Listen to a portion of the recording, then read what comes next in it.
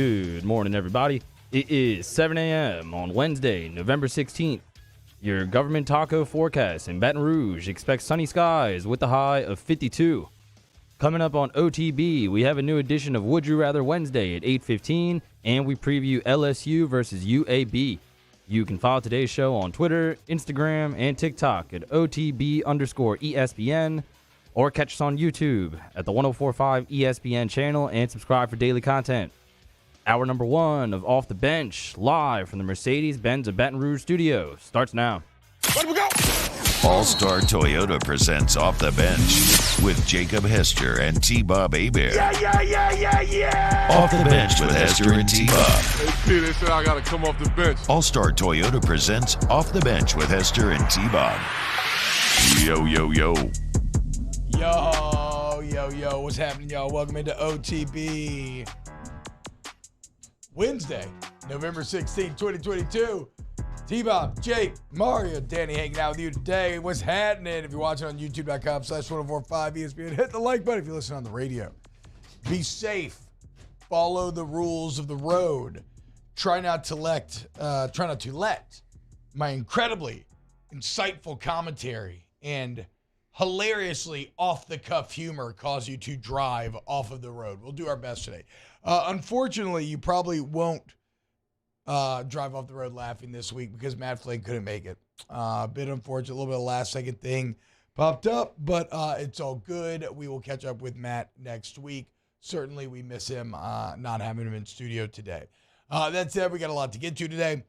We got new college football playoff rankings, which is the gift that keeps on giving when it comes to college football coverage. We'll probably do a little Would You Rather Wednesday now since we don't have Matt. And so we got some time freed up in that second hour. We got to talk about the bad news birds, boys. Big win for the Pellies last night. It's going to be a fun day. It's going to be a fun day here on OTV. Jake, how you feeling on this Wednesday? Yeah, great time of year, T-Bob. We have football like every single day. I know you probably watched every play of Bowling Green getting bowl eligible like we all did last night. You got football tonight, yeah. Bowl eligible for the first time since? Greg Sdrawa was with Omar Jacobs as the offensive coordinator. Not that long ago, 2015. Okay, that's cool. Yeah, so we got football again tonight. You got football Thursday, so it's one of my favorite times of the year. You got basketball again tonight, you mean? I mean, you do. Yeah, basketball, but also it's Pelican, like 27 straight days of football. Any mid-major wins for you in the basketball front yesterday, Jake? Did you bet on any, like, St. John's versus Mary Catholic? I almost hit Vermont versus USC money line. It almost hit. Of course. 2-point game. Oh, wow. Yeah, Vermont almost on the road beat USC. You got to watch out for the Beavers. They are good, right? Or the Vermont's definitely not the Beavers. The Vermont Varmints. Ooh, man. Nope. It's a cat. Oh, really? Yeah. Well, you don't know the mascot either. It's not the Varmints. No, I know, but I'm saying I just figured that you would know it already. Catamounts. Catamounts, yep, just like Western Carolina, who LSU women's basketball just beat out of. Look at us. How about that? Look at us. Mario, how we feeling today? You feel well? Obviously, you got your Pelicans sweater on. Yeah, good vibes. Front runner. Good win, and I'm going to the game tonight, so pumped. Nice. I shouldn't ask this because I should pretend like I know everything, but who do they play tonight? The Bulls. Oh, okay. Bulls. Yeah, let's go. Danny, how we feeling, bro? You going to the game tonight as well? I will not be there, but be there in spirit. All right. Hell yeah. Flock up. You feeling good, though? Yep. All right, cool. Let's get into it then, y'all. The new college football playoff rankings came out yesterday, and the top 10 is as follows. You got Georgia 1, Ohio State 2, Michigan 3, TCU 4, Tennessee 5, LSU, go Tigers, at 6. I was going to do like a but then I bailed on the hit right after doing it. Christian bailed so quick on it. Yeah. I should have stuck with it otherwise, because now it just seems like I just let out a weird, like, random noise. Little trumpet noise. My Le Petit Trojan boys coming in. That's USC at 7. Alabama jumping Clemson up to number 8. Clemson at 9. And then Utah into the top 10, which is Well, what it means. Okay, Jake, give me your first takeaway when you look at this top 10. Nothing too surprising, pretty chalky, holding up top. But I have a couple thoughts. So for me, it was where's LSU and USC going to be? LSU comes in still ahead of USC because in the coaches poll, USC is actually ahead of LSU. The AP poll, we know LSU is ahead of USC. So who's going to win out in the CFP? LSU does. So obviously good news for this show. Alabama still being ahead of Clemson still stands out to me. It just tells you what the committee thinks of the ACC, even though Clemson has been in the benefit of the doubt club because they've earned it. They have earned it winning a couple of national championships, playing for 4 overall since 2015. They still feel like they get kicked out of that club because the ACC right now, because like typically if Clemson had 1 loss in any other year, they would be ahead of Tennessee, they would be ahead of LSU, they would be ahead of USC, and they would be ahead of Alabama. So I agree. And I think it's a bit of a reflection on Clemson. I think it's also, and honestly, how they've objectively played this year, right? They've got 2 ranked wins, I believe. But when you're like we talked about, when you're in the benefit of the doubt club, like even though you've won ugly games, typically you still get that benefit, and you'd be probably sitting at 5. So I guess what I'm saying too is the difference here. I think people are really, really low on the ACC. They are. I mean, this tells it not only with Clemson, but North Carolina as well being 13. But to me, Jake, Clemson is very much alive. I know they sit here at 9, but I do not look like we talked about yesterday. You know me, I am Le Petit Trojan Boy number 1. I do not think USC is going to make this run. If they do, they will get in. Like that's one of the other main takeaways is don't pay attention to SC being. If they do, behind. They deserve to be. Yeah, I agree. That's what I'm saying. But like I did see some people saying like, oh, but if USC like goes undefeated, but Tennessee's ahead of them, they're going to fish out. No. Like USC controls their own destiny. I don't care. They sit at 7. If they win these final 3 games, which will all be 3 very quality games, they will 100% be in that playoff. However, I don't think they're going to do that. I think they're too flawed defensively. And so I think that eliminates Pac-12, right? We've talked about TCU. Obviously, if TCU runs the table, they get in. What happens if TCU is a 1-loss Big 12 champion? The idea is that they would be eliminated. Now, why I bring this all up, Jake, is because let's then assume, okay, so we'll put TCU to the side for now. Cross off USC. Tennessee would get in. We're going to cross off the loser of Ohio State, Michigan, with the other one getting in. The committee hates their schedule, and deservedly so, and they deserve to be punished for it. Yes. So right now in this, with Georgia winning the SEC, we'd have Georgia, let's just say Ohio State, Tennessee, and then who are you doing for that 4th spot? Because right now Alabama sits ahead of Clemson, but if Clemson's a 1-loss ACC champion, surely they will jump Alabama. And then it's like everybody else has 2 losses. So at that point, Jake, you are looking at 1-loss ACC champ Clemson or 1-loss Big 12 champ TCU. And TCU may have a better resume, but they would also have the most recent loss. And the committee's kind of been fading TCU the entire year. So that's actually probably my biggest takeaway in all of this is that Clemson is kind of sneakily very alive. A little bit, but also listen to this. Strength of schedule for teams in this ranking that we're talking about. Tennessee, number 3. LSU, number 11. TCU, number 38. Hell yeah. So 3rd of the teams that we're talking about. Georgia, 44. Clemson, 55. Ohio State, 60. USC, 65. North Carolina, 75. Michigan, 82. I know. Michigan's the worst of the whole bunch. Screw it. That's why if they lose, they're going to be eliminated, and they deservedly so. Like they don't deserve anything if they cannot beat Ohio State. But I mean, okay, but so I agree with you. But would the committee, like if TCU loses to Baylor this week and then wins the Big 12, and that'd be a very quality win over Kansas State that they would have. I think it would be Kansas State. Right now it would be, yeah.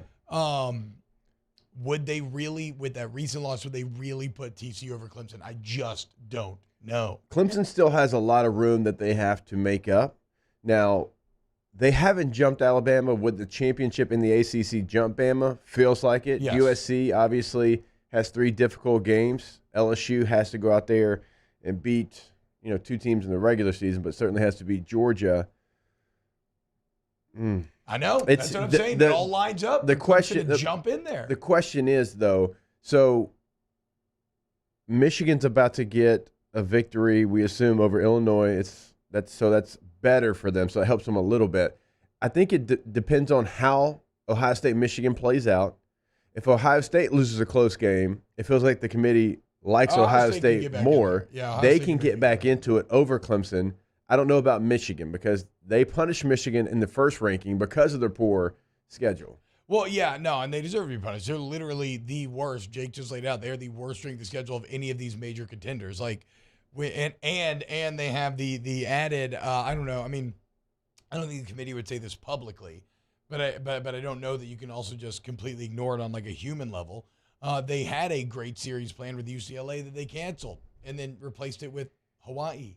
So you're talking about like taking the easiest of the easy roads, right? And so, no, I don't think Michigan deserves benefit of the doubt. And in fact, in that, like, Ohio State schedule isn't really anything to write home about either. No. I mean, I know the Notre Dame win is getting better, and maybe that would be what ends up pushing them over the top. It could be a common opponent with Clemson. But the committee does value conference championships. Look, I don't want to go too far. Again, you can really sort of lose yourself in the hypothetical weeds. All I'm saying is when you look at this, you may think of Clemson as being done. They're actually not done at all. You may think of USC as being in a weird spot with Tennessee ahead of them. They will jump in that top 4 if they can manage to go undefeated. And Tennessee remains in a great spot. Yes. Because if the Pac-12 or Big 12 gets eliminated, they will be the first team slotted in there. Tennessee right now has to feel like they're in the playoff if they win. Like minus 500 odds or something. Yeah. I think with their strength of schedule, with knowing who's in front of them, with knowing that LSU would have to have other teams help them, even if LSU wins the SEC. At least it feels like it. I think because you have the head-to-head. Yeah. And you have one less loss. I mean, it makes a lot of sense. So, yeah, Tennessee's in that spot that Alabama's been in so many times when you have a good feeling you're going to get there without winning your division and having to play a tough game in Atlanta. Unbelievable. It's got to be a great feeling. I hope to one day be there. The other thing in all this, Georgia, I think, has minus 5,000 odds to make the playoffs. So I'm going to say that. Because even if they lose, even if they lose to LSU, they would drop to 3. Yeah. So okay, the picture starting to take shape. Man, there's a game this weekend with Georgia that beginning of the season I thought was going to be a matchup maybe for the East, and now let's just say it doesn't feel that way with Kentucky. Oh God, yeah, no, I mean not at all. Big Blue is falling apart. I mean, they were ranked. They were ranked last week before they lost, but you lost to Vanderbilt.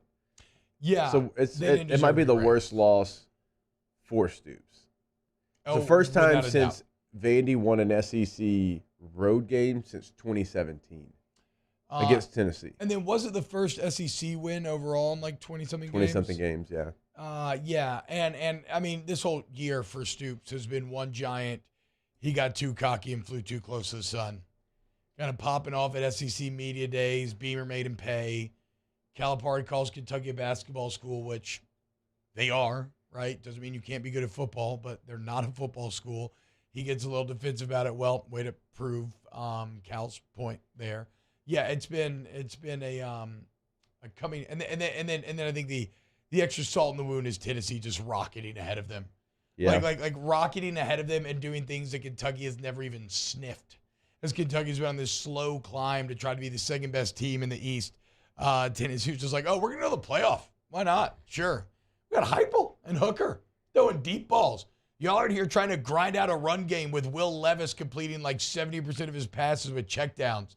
Like the most unesthetically pleasing style of football. And I like it. It's a power style of football. It's all I knew that Kentucky has played. Then you also have the stylistic flash and sex appeal of Tennessee. It's just an awful year to be a Kentucky football fan. Later on, T, we can break down what a 12-team playoff would look like as well. ESPN.com did a really nice job, what it would look like, where those games would be, who would get a bye. And it's pretty fascinating if we had one this year. I know there's still some people that aren't a fan of the 12-team playoff, but I think after we laid it out, I think you would be a fan. I think you would enjoy it. And My guy Ben Hartsock, I love him to death. He's an old man yelling at the clouds sometimes. He doesn't like the 12-team playoff? Well, is he a dinosaur yelling at the comet that's coming to blow him up? Sometimes Ben is. Because he's like, there's never been a doubt who the best college team was. In the NFL, when you have, this expanded playoff and then a 9-7 Giants team wins, nobody thinks that they were the best team. But the Giants don't care. But also never been a doubt who the best team in college football is. That's a bit of a fallacy, right? Because we don't know what would have happened in these games. That's what, again, we have to accept that we don't know. Nobody thought that UCLA was going to lose to Arizona last week. And look, a playoff system, sometimes the team that's not as good wins. Yes. I've been in that situation twice where we were 13-3 and lost to a 10-win team or a 9-win team in the playoffs. On that day, it's not your day, but you know what? That's what makes playoffs great. And, it's like we talked about. If we lived in a different sports culture and we had grown up in an EPL system where it is more about, okay, who is the best team over the months of the season? Yeah. Well, that's fine. And I'm actually cool with that. Y'all know me. I think we overvalue championships in American sports society. I've said this my entire radio career. We think that if you have this a 13-3 regular season, but you don't win a championship, you suck. No, I get it hurts, but no. But regardless of how I feel, it is what our society has said it's just the rules of the game. It's a score. It's how we evaluate things. And all that matters is winning when you're supposed to win. It means nothing that the Saints beat the Bucs twice in the regular season when they then lost in the playoffs, right? It's just how we view things. And so let's get college football in line with the rest of our sporting experience. Let's talk about the 12-team playoff next here on OTB. Off the Bench with Hester and T-Bob. ESPN Baton Rouge, New Orleans, Alexandria, and 1130 The Tiger. Go to All-Star Toyota, BatonRouge.com, All-Star Toyota of BatonRouge.com. They're right there off an airline highway, and they're the best, man. From a selection standpoint, new, used, Toyota certified used vehicle if you need to rent. It's incredible. Toyota-thon is going on right now. You can actually buy your Toyota online with All-Star Express at AllStarToyotaBatonRouge.com. I myself like to kind of go in and feel and talk and figure things out. So I would encourage you to do the same. All I need you to know is that Toyota is a great investment. They're going to help you get you in exactly the vehicle that'll fit you and your family's needs. And you're going to get a great price. Also, they want to buy your vehicle. So hit them up, All-Star Toyota. I can see you going out there and looking at the sticker and old man, this is the best you can do. No. I mean, you think I'm a haggler? I'm not very good I'd at love it. I don't like confrontation. I don't know. You strike me as the haggler. Yeah, maybe so. But hey, All-Star Toyota of BatonRouge.com. Joey has definitely haggled BatonRouge.com. Professional golfers John Peterson and JJ Colleen answer all your golf and life questions inside the new Drop Biscuit Studios podcast for the people. Download or subscribe today at dropbiscuit.com. At All-Star Toyota, you get it all. If you're in the market for an all-new Toyota vehicle, come see our friendly and knowledgeable sales team at All-Star Toyota. Located in Baton Rouge at the corner of Airline and Goodwood, we've been serving our community since 2005 by offering a large selection of new Toyota cars, trucks, and SUVs. Get behind the wheel of your dream car and take a test drive at All-Star Toyota today. Follow us on Twitter at 1045ESPN to cast your vote in the Citizens Bank and Trust poll of the day. Vote daily inside Off the Bench, anytime. Hunt and Hill. And after further review, Citizens Bank and Trust brings you the poll of the day via Twitter at 1045ESPN. Le posso offrire un caffè? Andiamo insieme da me, non c'è. Call Mr. Electric today for electrical repairs, upgrades, and installations. I've been doing business with Luba for 25 years. They're dependable, trustworthy. It's just the attention to detail with our clients. Our folks have years and years of experience. They're highly trained professionals, but many companies have that asset. What I'd like to think makes Luba a bit different is that we use those talents in a way that truly is dedicated to serving the needs of the folks who depend on us.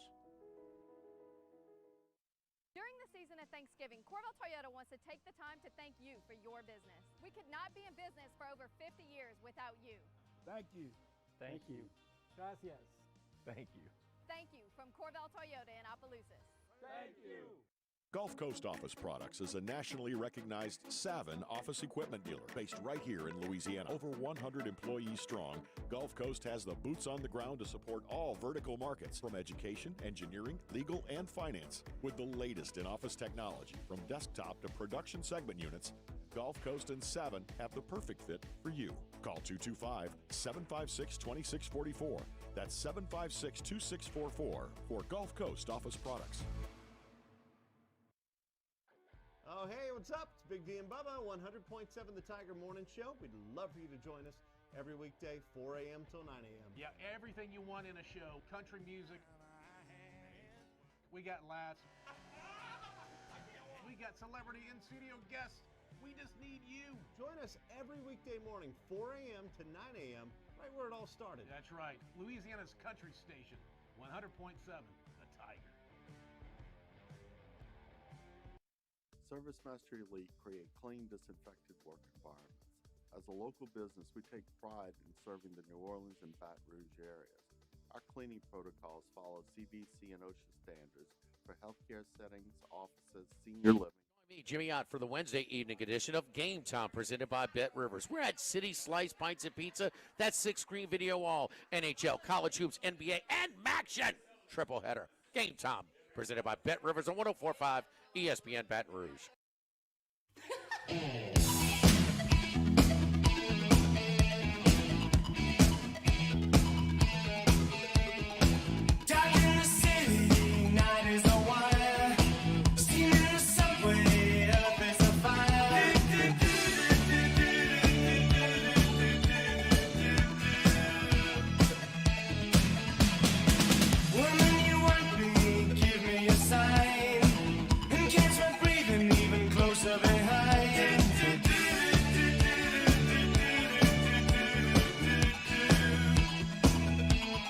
All-Star Toyota presents Off the Bench with Hester and T-Bob. ESPN Baton Rouge, New Orleans, Alexandria, and 1130 The Tiger.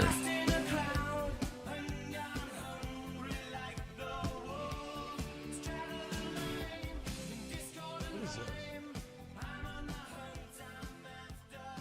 You know? Did I miss something? LSU's new chant song? I do not.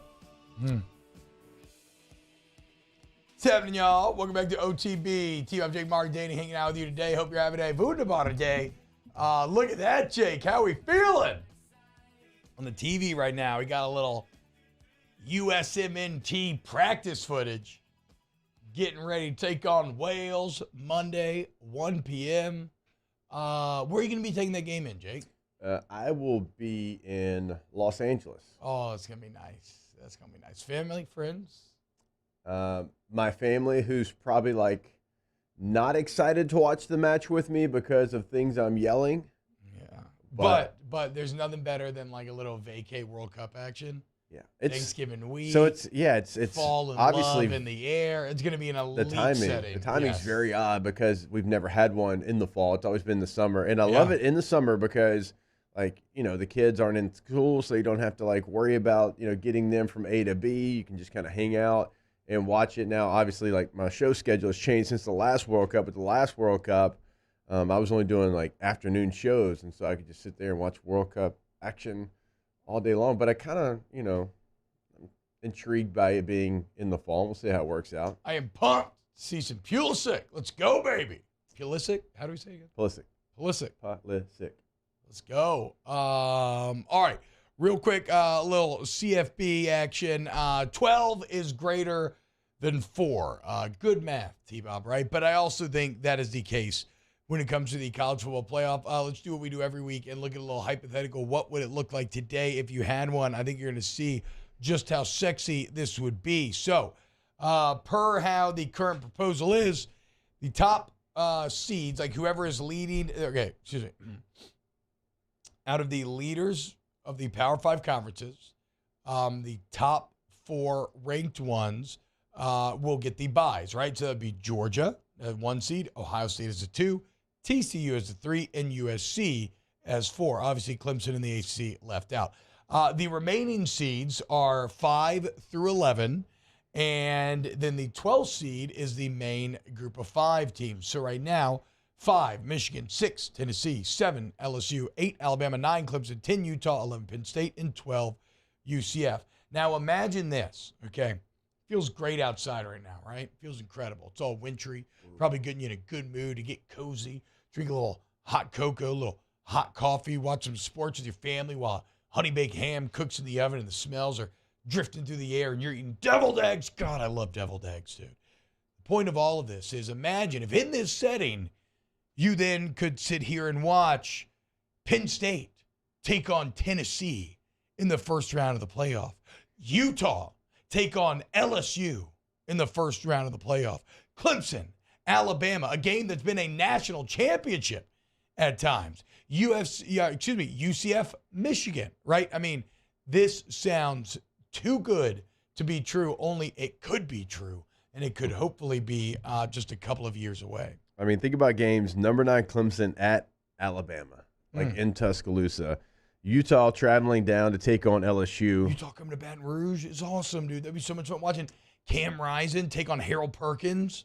Like, let's go, dude. Penn State, Tennessee. I mean, every matchup that you laid out outside of UCF traveling to Ann Arbor to take on Michigan, nothing against UCF. There's just not a lot of juice when you're talking about Clemson, Bama, Utah, LSU, Tennessee, and Penn State. Hey, don't sleep on Gus now. I mean, he probably won't be able again, to nothing to do with the actual team, but you're talking about teams that have played against each other in the national championship with Clemson and Alabama.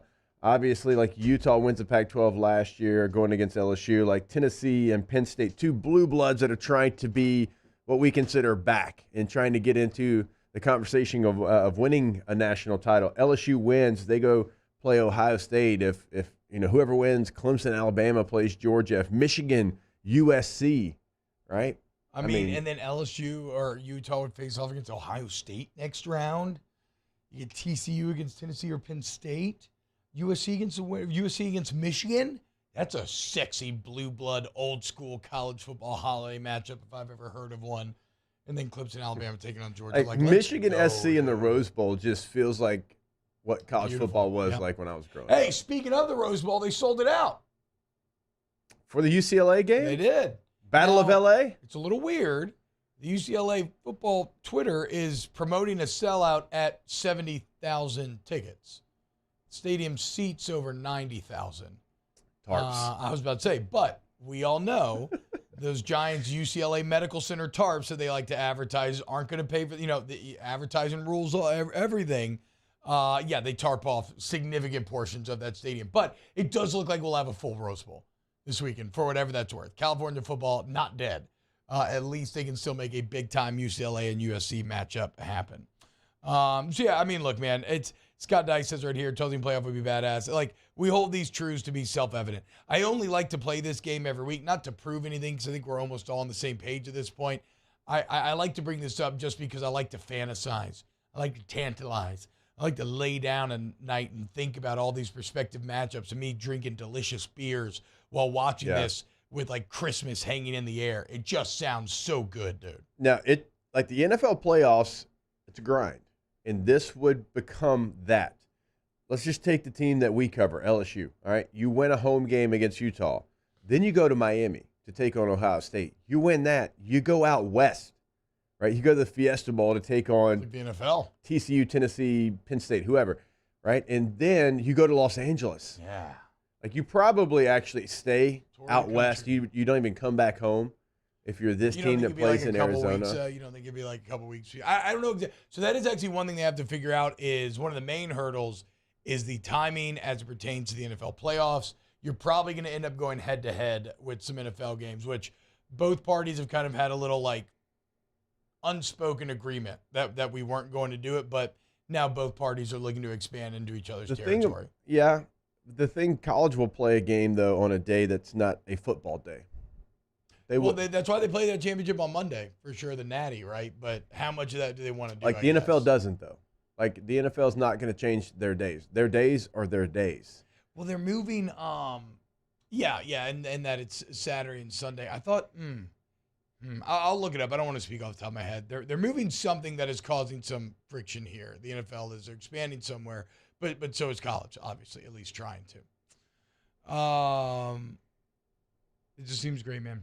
It literally, if you love college football, it sounds like my dream. We were talking about this yesterday as well, kind of in terms of college versus the NFL and why we love it all so much down here. This would create a lot of weird matchups that you would never get to see otherwise. ATX says you got to eliminate conference championships, a 12-team playoff. Yeah, I mean, I understand the argument because, like, LSU and Georgia, they'd be playing a conference championship game. You'd have Clemson playing one. You'd have Ohio State playing one. You'd have TCU. You'd have SC. Yeah, it's a lot.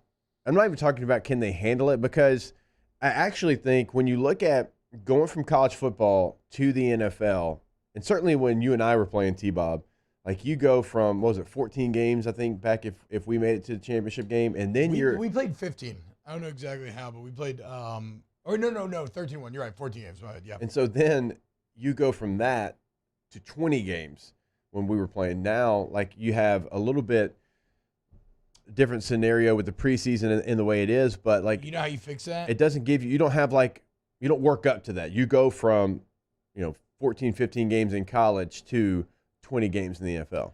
Yeah, and how you and if you're worried about adding games, player safety, all this stuff, you know how you get people to calm down about it? You give them money.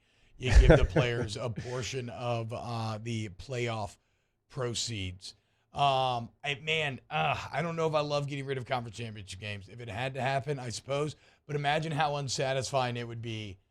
Like, let's say you had, now I know you don't have this year, but let's say you had like 2 undefeated teams or 2 teams with 1 loss that would be facing out of the championship, and instead you just had to crown one. That would not feel great. But again, I'd take a 12-team playoff over anything. So what are you going to do? Yeah, for people asking, SC is a conference champion in this scenario. Yeah. And that's why they would get the 4 there. Highest ranked, the 4 highest ranked conference champions get the bye. The 5th is left out. So obviously, like we said. All right, when we get back here in OTB, let's talk a little bit about the bad news birds, the Pels. Getting it done last night. Keep it locked right here on OTB. Off the bench with Hester and T-Bob. Go to GEAUXroof.com, GEAUXroof.com, 927-8300, 927-8300. When you work on a roof, you're going to get a beautiful new roof every shingle time. Huh. Get it? But look, they spell it GEAUX for a reason, right? They're from Louisiana. They're from the community, and all they care about is making sure the community's roofing needs are taken care of. That's why they give y'all the free professional estimate. That's why they give you all the 2-year workmanship guarantee. Once the work is done, they go out of their way to do that, so you have peace of mind. That's why everybody's licensed, bond, and insured. That's why you can trust your friends over there at Go Roof. So when you call that number, 927-8300, hit them with the roof stop when they answer the phone. You all both share a chuckle, but then be like, seriously, come look at my roof. You get fully informed about where the life of your roof is, where it stands, clean bill of health, something needs to be done. You make that decision. Go to GEAUXroof.com. Go Roof! Our listeners fire up their opinions on the jimsfirearms.net hotline at 499-1045. Keep listening for your next chance to shoot us your thoughts with the jimsfirearms.net hotline on 1045 ESPN Baton Rouge. When I was a boy, I spent my days climbing trees, catching fish. Barefoot in the river I walked, listening to crickets, counting stars. This was home. After my stroke, I wondered if I'd make it back to the people and places I love. But I got the right doctors with Blue Cross coverage. Your card matters. Your home does too. There it is, the extra mile, on the border of expected and extraordinary, for those willing to go further, like vans customized for work or play, with safety and tech to keep you connected, supported by a 5-star sales, service, and finance team, and backed by the 1-star you know. So go the extra mile. It's never crowded, because so few have what it takes to go there. Mercedes-Benz Vans. I'm Jay Ducote. I grew up learning how to cook at LSU tailgate parties and right in my own backyard. And I created JD's Louisiana products to bring that Louisiana flavor to you at home for your backyard cookout. JD's Louisiana barbecue sauce, Louisiana molasses mustard, spicy and sweet barbecue rub, and more are available at your local supermarkets or by logging on to jducote.com/shop. Put in promo code CST for 25% off at checkout. It's no secret. The best oysters in Baton Rouge are at Jolie Pearl Oyster Bar. Enjoy mouth-watering South Louisiana flavor and oysters from all over the country. And don't forget our nightly drink specials.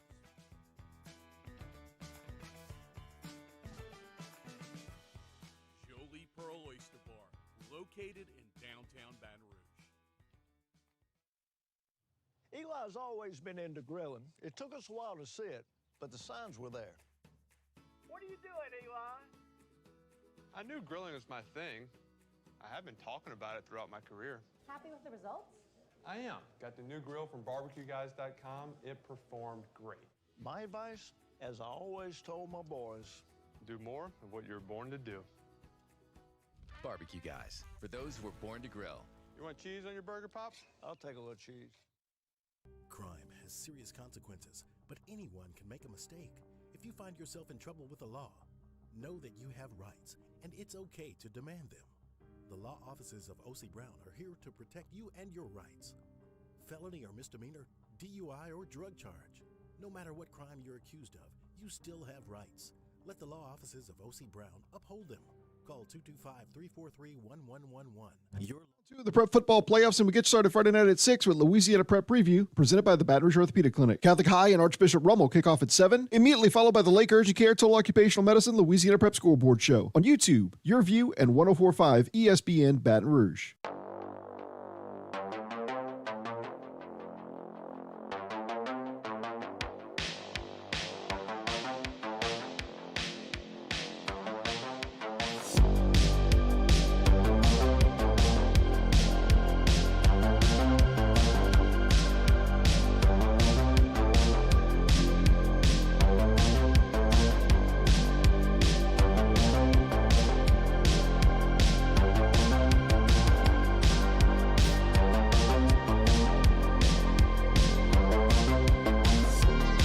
All-Star Toyota presents Off the Bench with Esther and T-Bob, the 2022 LAB Prestige Award winner for Best Sports Radio Show, ESPN Baton Rouge, New Orleans, Alexandria, and 1130 The Tiger. Andor Day today. Let's go, man. Can't wait. Episode 11 today. The penultimate episode. Do you know what penultimate means? The only reason I know is the old Lemony Snicket books. Remember those? Series of Unfortunate Events. Odd books to look back on. Just reading about little kids having awful things happen to them over and over and over again. Used to love them, though. But the second to last book was called The Penultimate Peril. Come to find out, penultimate, that's exactly what it means, second to last. So, yeah. Episode 11 of 12. Penultimate episode of Andor. Very excited. Happy for you. Should I say penultimate again? Sure. It's awesome. I can't wait. Didn't they make a movie about what you're talking about? Yeah, Lemony Snicket. Yeah. Yeah, they made a movie with Jim Carrey, and then they made a Netflix show as well, right? I remember when I was in junior high, I had a major crush on whoever played Violet in Lemony Snicket. She went on to be the girl from Sucker Punch, which is not a good movie, but I loved it. That is the second Sucker Punch. I love Sucker Punch. Reference in about a week. I love Sucker Punch. Hadn't thought about that in a long time. It's a visual stunner. It's like everything Zack Snyder does well. They were like, look, let's just not do any story stuff. Let's only do like cool action scenes. And I'll never get my wife on Halloween dressing up as the girl from Sucker Punch. And one of my buddies asking her, who are you supposed to be? And it was kind of insane. My wife said Sucker Punch and then just cracked him across the jaw. No. I mean, we were at a party drinking, and I mean like full flip the hips, hook to the jaw, like a hard punch, like not light, not playful, like she said, sucker punch a pow, just smacked him. And sucker punched him. Yes, yeah. Yeah, you got to live your truth, man. You got to live your truth. Speaking of living their truth, the Birds, dude, the bad news Birds getting it done last night. No Zion, no problem. Pels beat the Grizz handily, 113-102. CJ McCollum shines. He goes off in the third quarter, especially. He dropped 14 of his 30 in the third. Jose Alvarado and Scary Larry, the closers, the second-line closers, dude, getting it done. Even without Zion, it was a bit interesting, Jake. The Pels were actually favored by 3.5, and they came through in the blender. Moves the Pelicans to 8-6. Grizz now 9-6. Just a really big statement win. That gives Pelicans back-to-back wins for the first time since season started. So you made it through the road trip. You finally return home, and now it looks like you are finding your footing a little bit. It still is just, it'll take me a long, long time before I'm going to get spoiled watching the depth of the Pelicans and the ways that they can beat you in so many different ways. Like, they can beat you with so many different guys. Like, whose night is it tonight? Like, last night wasn't a BI night. That's fine. And BI's the best player on your team. Like, the majority of the time, it will be a BI night, and he will win you the game. Last night, there was literally no Zion to be had. So what happens? CJ McCollum drops cash 30. It was big for him. Yes, he needed that, too. You needed him to have a shooting night. Yes, I agree. As you said the other day, he was like 40% on the season, 29% from three on the year. So it was massive for him. Larry Nance just continues to be one of the most underrated acquisitions from last year and great signings of the offseason, extending him. He goes for 19-7 with some big, big dunks down the stretch. And then Jose Alvarado, man, the literal closer, played only 21 minutes, but they basically play him the entire fourth quarter. And in those 21 minutes, look, here's the deal. I know plus minus is a flawed stat without context, right? But if you watch the game, I'm with you. You can see if a plus minus was real or not, right? Jose Alvarado's plus minus is very real. And in 21 minutes, they finished plus 15. I think Larry led the team at like plus 16. Like, those are not just, correlating to, I was on the court. No. Those guys were having that major impact. Just a beautiful win from the Birds last night. I'm with you. It's kind of like Pro Football Focus when we're watching football tape and we see the grades and we're like, okay, yep, that's about what the grade should have been. Yeah. Right? And sometimes it's not, but most of the time it is. It's like, all right, that matches up with the grade. Same thing with the plus minus here. There's no doubt that what Larry Nance was able to give you, right, 19 points and 7 boards and 2 assists and no turnovers, right, 2 blocks. He even hit one from downtown. I mean, he's so valuable for this Pelicans team, because it's not going to be every game that they need him to come in and play 31 minutes. But Valanciunas last night, 14 minutes, and some matchups are good for him, some matchups are bad for him. Yeah. And that's okay, because you have a Larry Nance that can come in there and he can play a 5 in a smaller lineup. He can be more athletic. He can do some different things. It's really, Mario, what would you say, the 4th time that we've seen Larry Nance kind of come in and play that position for a bulk of the game? At least, and the team did a much better job of helping him rebound. We were texting about it a little bit. He is so good at the 5 with some of those small ball lineups, but in some of the losses, the Pelicans struggle to rebound when Jonas isn't in the game. Yesterday, they did a much better job as a team on the boards. That was big. And who was the leader in rebounds yesterday? Dyson Daniels, a rookie, 9 boards. The Pelicans, like, rookies in the NBA are supposed to suck. Like, if you are not a lottery pick, you are not supposed to play if you are a rookie. And yet the Pels are out here last year with Herb Jones and Trey Murphy balling. Now they got Dyson Daniels getting legitimate minutes and playing well. Like, and what I love is not even knocking down his shots, but playing well enough where you're still like, okay, he earned those minutes. Like, these are good minutes. Like, the shots will come. The fact that he can compete defensively on the NBA level, that he can rebound on the NBA level at this age. Trajan Langdon, take a bow.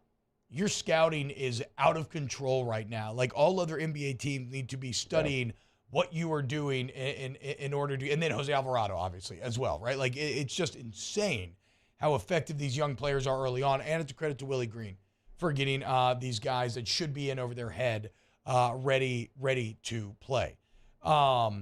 Yeah, because, like, it gets interesting, right? I mean, when the Pelicans go small like that, you kind of force the other team's hand. Because I don't remember seeing a ton of Steven Adams last night. Not really. At all. Yeah. And again, but that gets back to what we were just talking about. They can play you in so many different ways. If you want to go big on big, you can always throw Valanciunas back in there. And then in terms of who are you going to shut down, you have a lot of threats that you're going to have to corral when Zion Williamson's in the game. And gone are the days where you were so reliant on your best player all-star. Like Brandon Ingram can be mortal. And I say mortal because what did he end with? Like 17 or 19 or something? Ingram, what do you have? 19 points. Okay, so yeah, 19 points, right? Like it's not a bad night, certainly, but it's a very quiet 19. And it's not normally what you're going to get out of him, but he can do that, and you can still beat a very good Grizzlies team, right? This isn't beating the Rockets the other night. It's a Grizzlies team that just played in the Western Conference Finals last year. Yeah. Has one of the best players in the NBA in Ja Morant. They've gotten better every single year. They were 8-5 going into last night, better than you. So just a great win in the blender midweek. You got to love it, dude. I think Jose taking Devontae Graham's minutes, that to me is key. Now, I realize that Devontae was brought in for a reason. He's been real streaky, more, in my opinion, cold than hot. But it looks like they're like, okay, Jose just gives us too much. Is he a perfect basketball player? No. But he gives us juice. He gives us life. He gets under the skin of every single player that he plays against. No one likes playing against him. Right? If he's not on your team, you probably hate him more than anybody. If he's on your team, he's maybe your favorite teammate. And so, like, he has skill, though. It's not like he's just out there and he's the pesky defensive guy that comes in and steals the basketball. He still can give you value as well. He had a couple shots last night. So, for me, that's important to see that the team is valuing those minutes for him over Devontae Graham. Yeah, and I like Willie's strategy of saving him until the fourth quarter. Like, he played 21 minutes last night, including the entire fourth quarter. You're putting that guy who already has a high motor in the game late with fresh legs, and that's deadly. Also, Jose's offense, I think, is a little underrated. He's shooting 41% from three this season, and he's fearless off the dribble now. His offensive game is coming along. Yeah, the very funny exchange, they're actually showing it on ESPN right now, but when he took Ja Morant to the hole, lays it up, calls him small, and then Ja bodies him the next possession and calls him small. All good. That play by Ja was awesome. Sealing the inbound behind the back, then just leaping from the free throw line to lay it in. Still not awesome enough. Also, as I think it was Daniel Blunt maybe in the chat that said it, when you go 19 of 38 from three, that's going to win you a lot of games as well. Yeah, and Ja is unbelievable. He had 36 points. He did some Ja Morant stuff, but fourth quarter, 5 points, 2 for 9 shooting. Pels did a great job on him. All right, when we get back, close at hour one of OTB. Off the bench with Hester and T-Bob. Yeah, Jaren Jackson Jr. did stink it up last night. He could not hit a shot at all. Go to Donaldson Glass and Body, dgbauto.com, dgbauto.com. Donaldson Glass and Body is your one-stop car shop, man, for anything you need. All your vehicular repair, 24/7 towing, any glass repair, you know they got you. And look, the best part about them is you can trust Donaldson Glass and Body, right? They're not trying to cheat you, not trying to get one over on you. They just want you to be satisfied because they know happy customers are repeat customer. Go to dgbauto.com today.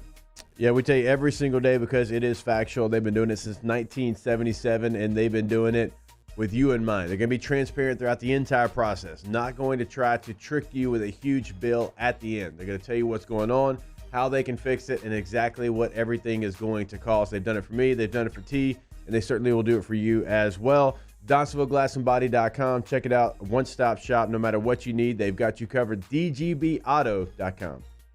In times of need, get a full list of phone numbers, websites, and other important emergency information on the Demco Stormwatch page at 1045ESPN.com.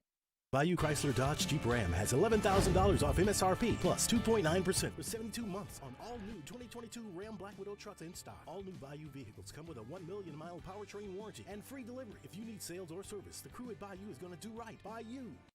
Want more customers? Running Boards Marketing can help you get their attention. Imagine your brand's message on a giant LED billboard truck that can't be skipped and is nearly impossible to ignore. Running Boards Marketing is the leader in effective and affordable advertising on digital mobile billboards, which are 2 times more effective than traditional billboards. With a 97% recall rate, you'll leave a lasting impression with your customers. Visit us online at runningboardsmarketing.com so we can drive your message to where the people are. I've been doing business with Luba for 25 years. They're dependable, trustworthy. It's just the attention to detail with our clients. Our folks have years and years of experience. They're highly trained professionals, but many companies have that asset. What I'd like to think makes Luba a bit different is that we use those talents in a way that truly is dedicated to serving the needs of the folks who depend on us.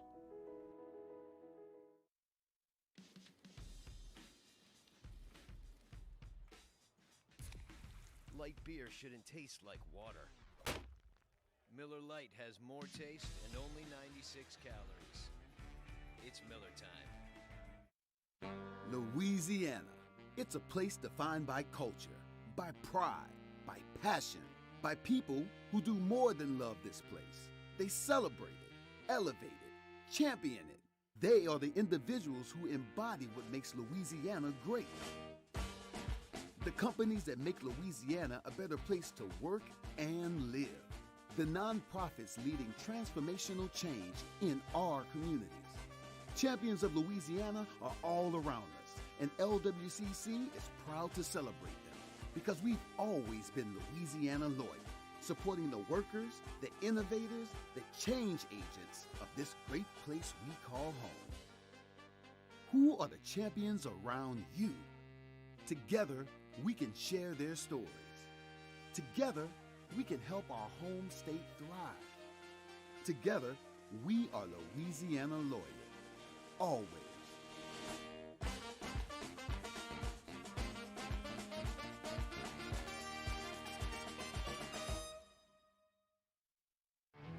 There it is, the extra mile, on the border of expected and extraordinary for those willing to go further, like vans customized for work or play, with safety and tech to keep you connected, supported by a 5-star sales, service, and finance team, and backed by the one. Join us for a Wednesday edition of Hunt and Hill. J.D. Piquel of On3 Sports talking college football, Kendall Rogers on fall baseball, and those SEC power rankings are coming.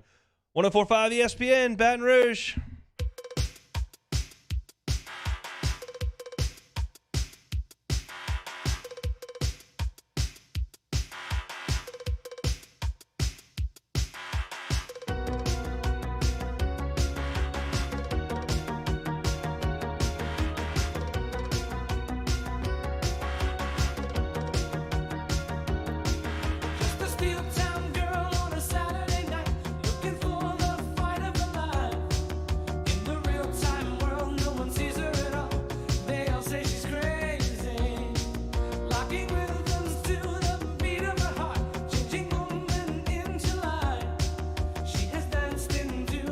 All-Star Toyota presents Off the Bench with Hester and T-Bob. ESPN Baton Rouge, New Orleans, Alexandria, and 1130 The Tiger. Yo, what's up, y'all? Welcome back to OTB. So, Jake just came across a great video on PFT Commenters Twitter. It comes from part of my take. Here's Peter Schrager talking about a surprise party crasher at Sean McVay's wedding. Can I tell a quick story before I go? Yes. Eddie O is all over here. Oh, yeah, he's everywhere. He's and just you guys had such a ride The with Bay. them, and I'm talking about Burrow and Chase to you guys like you don't know. Name drop, Sean McVay's wedding this year. Oh. Okay? We're at the wedding. Saturday afternoon. There's a few media guys invited. Al Michaels, who was cool. Jake Glazer. Fine, cool. Name drop alert. Name dropping everywhere now, just sprinkling it. What table were you at? I was at a good table. You sure? I was at a good table. Al was actually with like Stan Kroenke. Al was at like the better Oh, table. okay, all right. Like, Al was like the gentleman table. Where was your table placed? Right in the middle. Okay. Kingsbury, Staley, O'Connell, Colt McCoy. We were talking about him. Okay. And a guy named Chaz Gesner who used to play for Belichick and is like this like entrepreneur who's cool as shit also. And you should probably have him on. We should Somebody have look up just- Chaz yeah, Gesner. we should Think hang about out that with name. Chaz soon. Saturday afternoon, we're at the pool. It's all these NFL coaches. LaFleur's there, and all these guys, and Jay Gruden comes by. Hey guys, whatever. Everything's great. Eddie O is there, shirtless, looking like $1 million, just glistening in like all his glory. And I'm like, oh, I didn't know Sean had anything to do with Eddie O. And he's taking photos with everyone at the pool, and like everyone wants to take a photo with Eddie O. And I'm the whole time like, I guess McVay had something to do with it. Later on, McVay pulls me aside. He's like, how about Eddie O being at the pool? And I'm like, yeah, when were you? He's like, never met him before. I'm like, wait, he's here. Coincidentally, Eddie O at the pool, just mixing it with That's all the awesome. not invited to the wedding. The best. But in the mix and like having a blast, drinking with everybody, was the coolest guy at the pool. He's not invited to the wedding, not there at night, no connection to McVay. Eddie O, LA, poolside, just living his best life. Damn, dude. Damn. Truly living. I mean, Trigger hit the nail on the head Shirtless, there. baby. Truly living his best life, enjoying that 17 milli, hanging out, LA pools with all the coaches. I love, too, that among that crew, like, he's the one that everybody wanted to take pictures with. Sure. That's what I got, too. Other takeaways, Al Michaels continues to be, like, one of the most powerful men in media.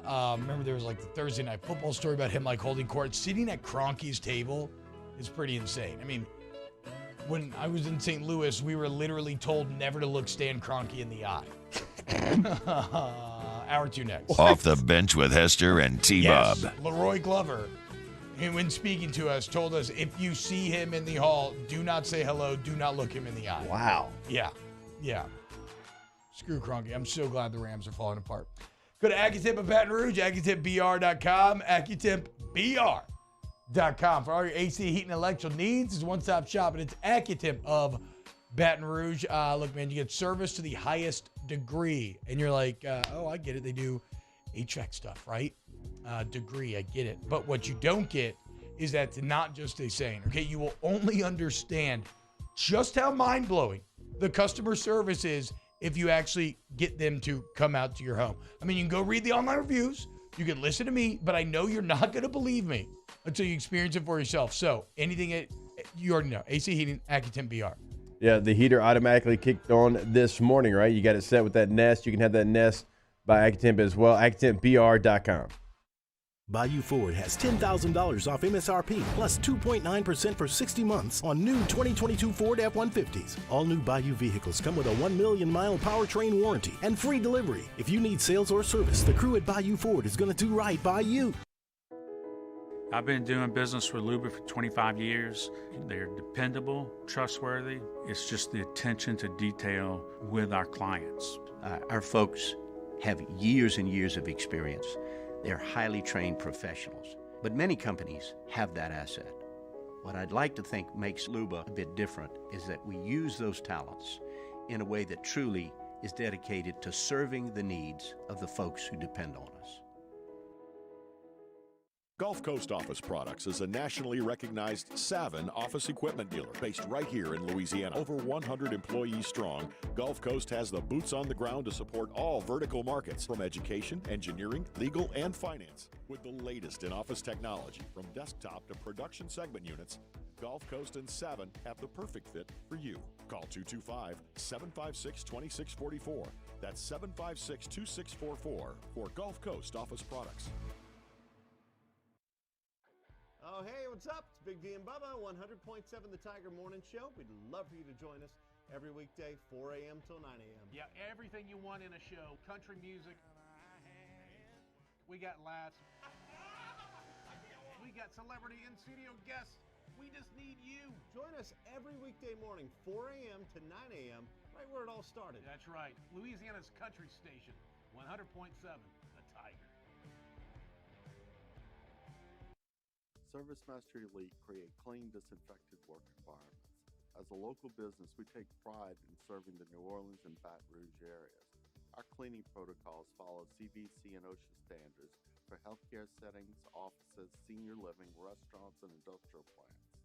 Contact Service Mastery Elite to get your operation ready for reopening with germ disinfection cleaning. Service Mastery Elite, the trusted choice in professional cleaning since 1996. It's no secret. The best oysters in Baton Rouge are at Jolie Pearl Oyster Bar. Enjoy mouth-watering South Louisiana flavor and oysters from all over the country. And don't forget our nightly drink specials.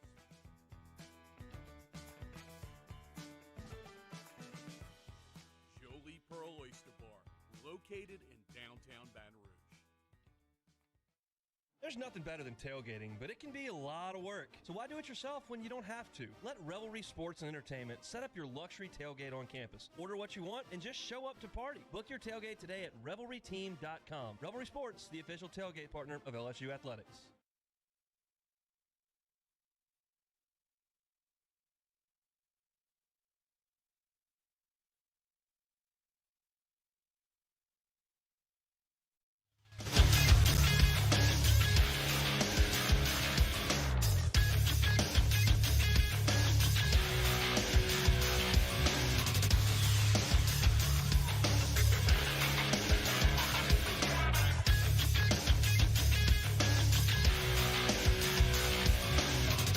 Good morning, everybody. It is 8 a.m. on Wednesday, November 16th.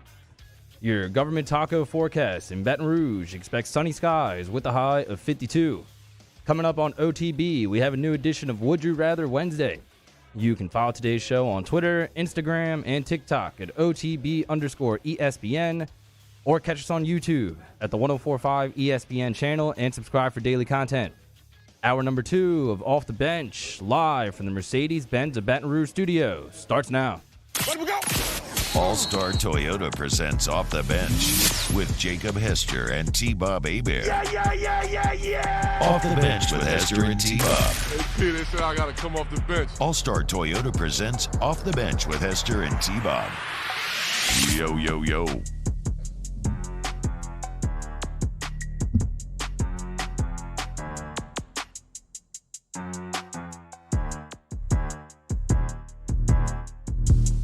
Yo, what's happening, y'all? Welcome back to OTB. T.F. Jake Mark, Danny hanging out with you today. Hope you're having a good one. Hour number 2 underway. A little double OT action between Kentucky and Michigan State last night.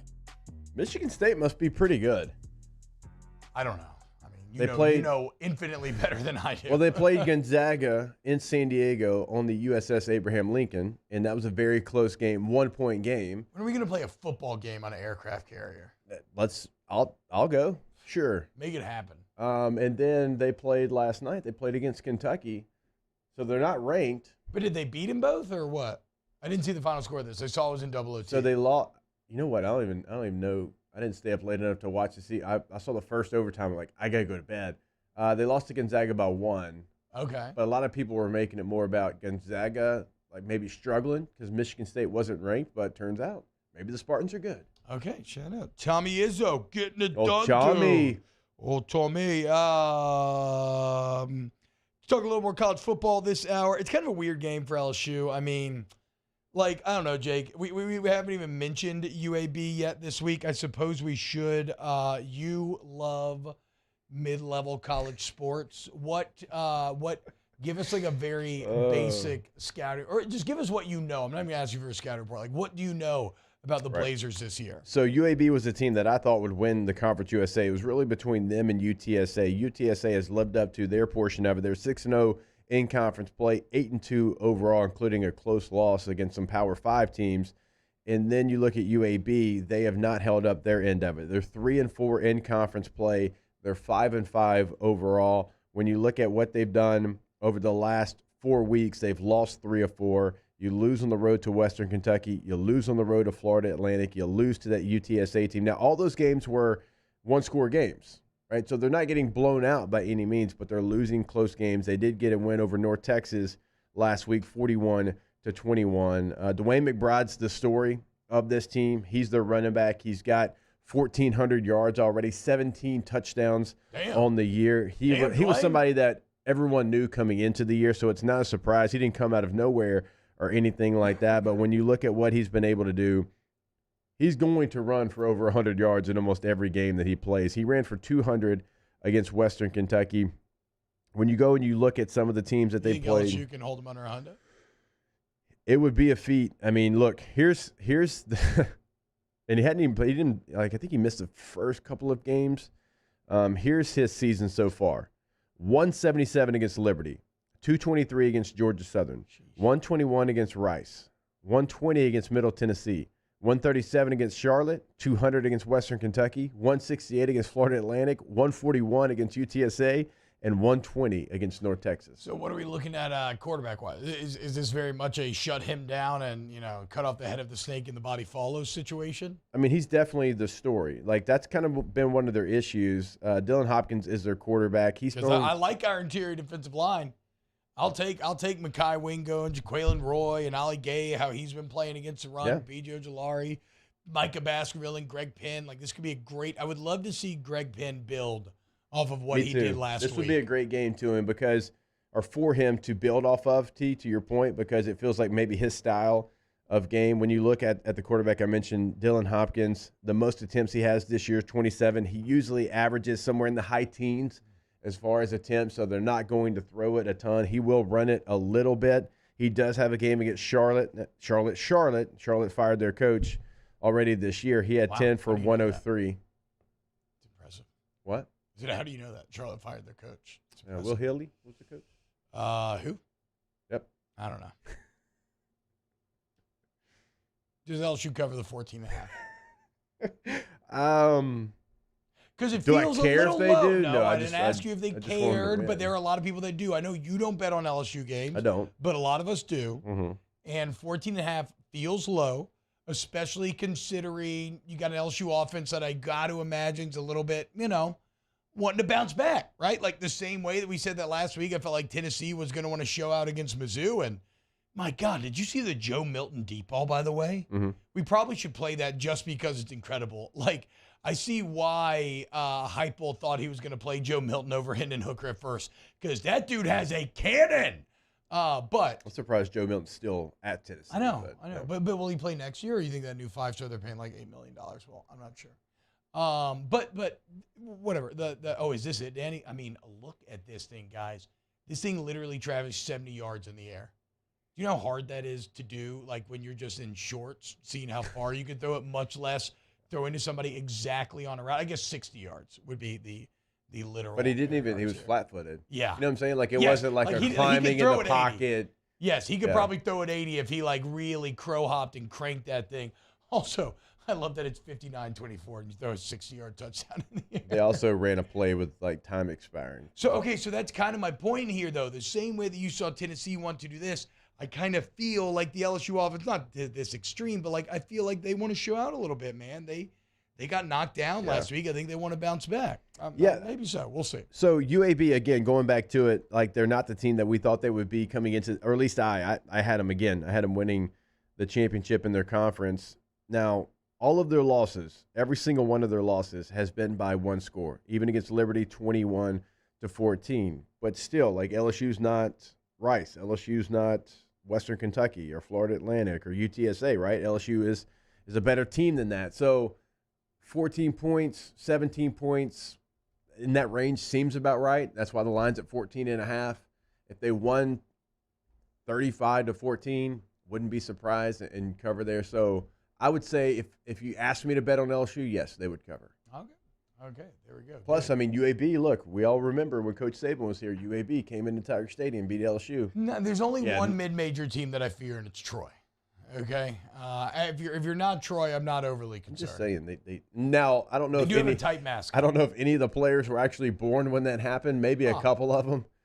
Harold Perkins wasn't. I mean, I'm trying to think. Harold Perkins made. I mean, literally none of the freshmen were born. No, because Harold Perkins was born in 2004. Oh, and this would be 2000. My freshman year. This would be 2000. Yeah, it's 2000. Yeah. Okay, yeah. So actually,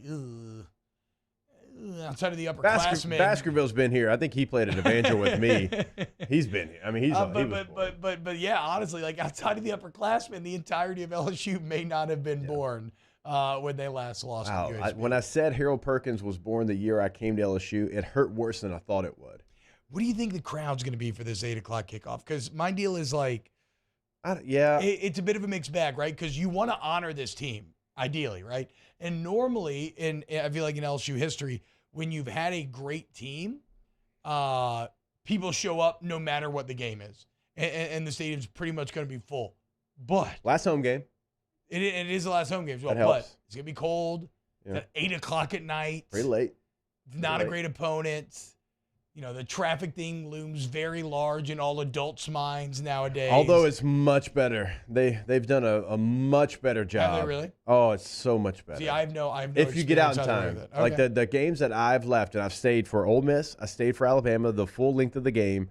I was home in 15 minutes. Well, Alabama, isn't that a bit of an outlier, though? Because I know a few dads who pulled the forget rushing the field, we're rushing the parking lot. For sure. And everybody was home in like 15 minutes. And Ole Miss was kind of the same situation. Yeah, they rushed the field too. The students did. Yeah, that's true. But a soft rush. A little soft rush. A soft rush. Is So what I called it. on off campus on Fridays, Bobby and I play What's the Ticket, and we go across the top 25. And I've played this ever since I've hosted radio. And what's the cheapest top 25 game to get into? What's the most expensive top 25 game to get into?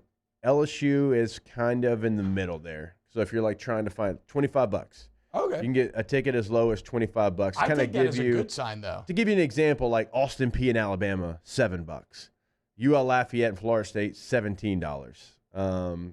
Oregon State, Arizona State, $19. So, about Oregon there in the State, middle of the pack, like Miami, Clemson, $32. Yeah, no, I take that as a good sign. Yeah. If LSU UAB is still up there. Ooh, man, Emil really trying to make us all feel old. In the Bayou Ford YouTube chat says GTA Vice City is older than Harold Perkins. Mm-hmm. Oh my god! Yeah, because I was playing it. I was playing Vice City when Kirk Dahl, the guy who recruited me, he was a linebacker coach at LSU. What's real name? Kirk Dahl. Kirk Dahl, Doll. When he What? called Not me, even like DAHL? like Dahl. Just Dahl. Like, Okay. He called me and I'm playing the game. He's like, "Hey, got a situation about the number. I know you wore 13 in high school. We have CWEF. He wears 13. It's no problem." But he started the conversation of wearing number 18. He's like, "Hey, like there's a deal. Like maybe one of the older guys wants you to potentially wear his number or whatever." I was playing Vice City, sitting in the front room of my mom's house. I know exactly the moment. You were playing Vice City as the 18 was kind of born in a lot of ways. Wow, that's fantastic. And that was over 18 years ago, obviously, if it is indeed older. 2003. Whew. Yeah, I mean, man, I remember playing that game in high school, put on the flying cheats, and then getting in the tank. And if you shot the tank like backwards, it would get up enough momentum to start flying. Oh, man. Vice City was awesome. All right, when we get back, you know what? Since we don't have Flynn here today, who we miss you terribly, Matt. Hope everything's well. We want, let's do a little Would You Rather Wednesday. Wednesday. Hope everything's well. I don't really know that we miss him. Well, I was really looking forward to make fun of him for that bougie-ass gym he was in yesterday. I'll save it. If your gym has carpet, I mean, it's a little highfalutin. If it has that much space Yeah, in between. somebody sent us, a lot of space, white walls, like nice painted white walls. What, Danny? Oh, I was going to say, I don't consider that highfalutin, really. Well, I guess you're right. Maybe it's not inherent to the carpet. Maybe I'm combining all the details of the room. I know can show exactly you the what picture. you're talking about. Somebody sent us a spy picture of Flynn working out with a personal trainer, and it looked very bougie, very private, lot of space, like a nice white-walled room with carpet, not like crappy, like, yes, I see what you're saying now. There are a lot of gyms, like public gyms that are huge. You will have like a lot of not so nice carpet maybe. This was like a nicer this is carpet. like. It was very bougie. Equinox. Don't look at this carpet. Yeah. I'm talking about this kind of carpet. But I was very much looking forward to making fun of him for that, but we'll have to shelve that to next year, especially because he loves to be like the I don't work out guy. Yeah. And now he's out here doing like keto With and a- personal with a training. personal trainer. Okay, Matt. There's a reason why you were so strong when we were pool wrestling. All right, so he probably is not listening right now. Fair? Yeah, absolutely fair. Let's save it, not come out of the gates like spilling everything that we have and just be like, hey, like you've been working out? Yeah, Like, yes, nah, yeah. dude, nah, bruh. Yes, nah, yes, bruh. and trap him. Yes. I'm down. I am And absolutely then, down. boom, Hell yeah, dude. Danny throws it up. All right, when we get back, let's do a little Would You Rather Wednesday. Keep it locked right here on OTB. Off the Bench with Hester and T-Bob. ESPN Baton Rouge, New Orleans, Alexandria, and 1130 The Tiger. Professional golfers John Peterson and JJ Colleen answer all your golf and life questions inside the new Drop Biscuit Studios podcast for the people. Download or subscribe today at dropbiscuit.com. My dad just really enjoyed his life, and he enjoyed smoking cigars and thought he was invincible. My stepdad quit smoking and he really felt like he was in the clear. Sorry. I wish they would have been screened annually. It's not just you affect, it's your entire family. For more information on Ochsner's free smoking cessation program and to see if you qualify for early lung screenings, visit ochsner.org/quit. Follow us on Twitter at 1045ESPN to cast your vote in the Citizens Bank and Trust poll of the day. Vote daily inside Off the Bench, anytime. Hunt and Hill. And after further review, Citizens Bank and Trust brings you the poll of the day via Twitter at 1045ESPN. Bayou Ford has the new inventory to get you in a new Ford truck or SUV today, or customize your next vehicle just the way you want it. All new Bayou Ford vehicles come with a 1 million mile powertrain warranty. The crew at Bayou Ford is going to do right by you. There it is, the extra mile, on the border of expected and extraordinary, for those willing to go further, like vans customized for work or play, with safety and tech to keep you connected, supported by a 5-star sales, service, and finance team, and backed by the 1-star you know. So go the extra mile. It's never crowded, because so few have what it takes to go there. Mercedes-Benz Vans. I am Juliette, daughter of Marguerite, granddaughter of Gabriel Piera. I come from a line of strong women, women who knew struggle and success too. Still, I was scared by my breast cancer diagnosis, but I had Blue Cross coverage, which meant I got care from top doctors. I'm strong like my mother and her mother before her. The right card, the right care. I'm Jay Ducote. I grew up learning how to cook at LSU tailgate parties and right in my own backyard. And I created JD's Louisiana products to bring that Louisiana flavor to you at home for your backyard cookout. JD's Louisiana barbecue sauce, Louisiana molasses mustard, spicy and sweet barbecue rub, and more are available at your local supermarkets or by logging on to jducote.com/shop. Put in promo code CST for 25% off at checkout. Eli's always been into grilling. It took us a while to see it, but the signs were there. What are you doing, Eli? I knew grilling was my thing. I have been talking about it throughout my career. Happy with the results? I am. Got the new grill from barbecueguys.com. It performed great. My advice, as I always told my boys, do more of what you were born to do. Barbecue Guys, for those who were born to grill. You want cheese on your burger, Pops? I'll take a little cheese. Crime has serious consequences, but anyone can make a mistake. If you find yourself in trouble with the law, know that you have rights, and it's okay to demand them. The law offices of O.C. Brown are here to protect you and your rights. Felony or misdemeanor, DUI or drug charge. No matter what crime you're accused of, you still have rights. Let the law offices of O.C. Brown uphold them. Call 225-343-1111. Your law firm for a lifetime. I've been doing business with Luba for 25 years. They're dependable, trustworthy. It's just the attention to detail with our clients. Our folks have years and years of experience. They're highly trained professionals, but many companies have that asset. What I'd like to think makes Luba a bit different is that we use those talents in a way that truly is dedicated. Week 11 in the NFL, and our coverage starts Sunday at 10 a.m. with Magnolia Bluffs Football Sunday with Jimmy Ott, immediately followed by the Indianapolis Colts and the Philadelphia Eagles at noon, right here on 104.5 ESPN Baton Rouge. What is love? Baby, don't hurt me. Don't hurt me no more. Baby, don't hurt me. Don't hurt me no more.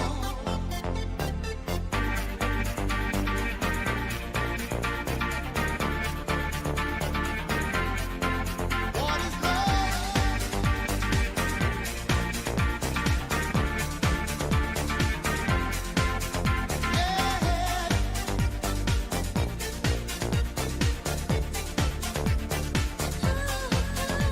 All-Star Toyota presents Off the Bench with Hester and T-Bob. ESPN Baton Rouge, New Orleans, Alexandria, and 1130 The Tiger.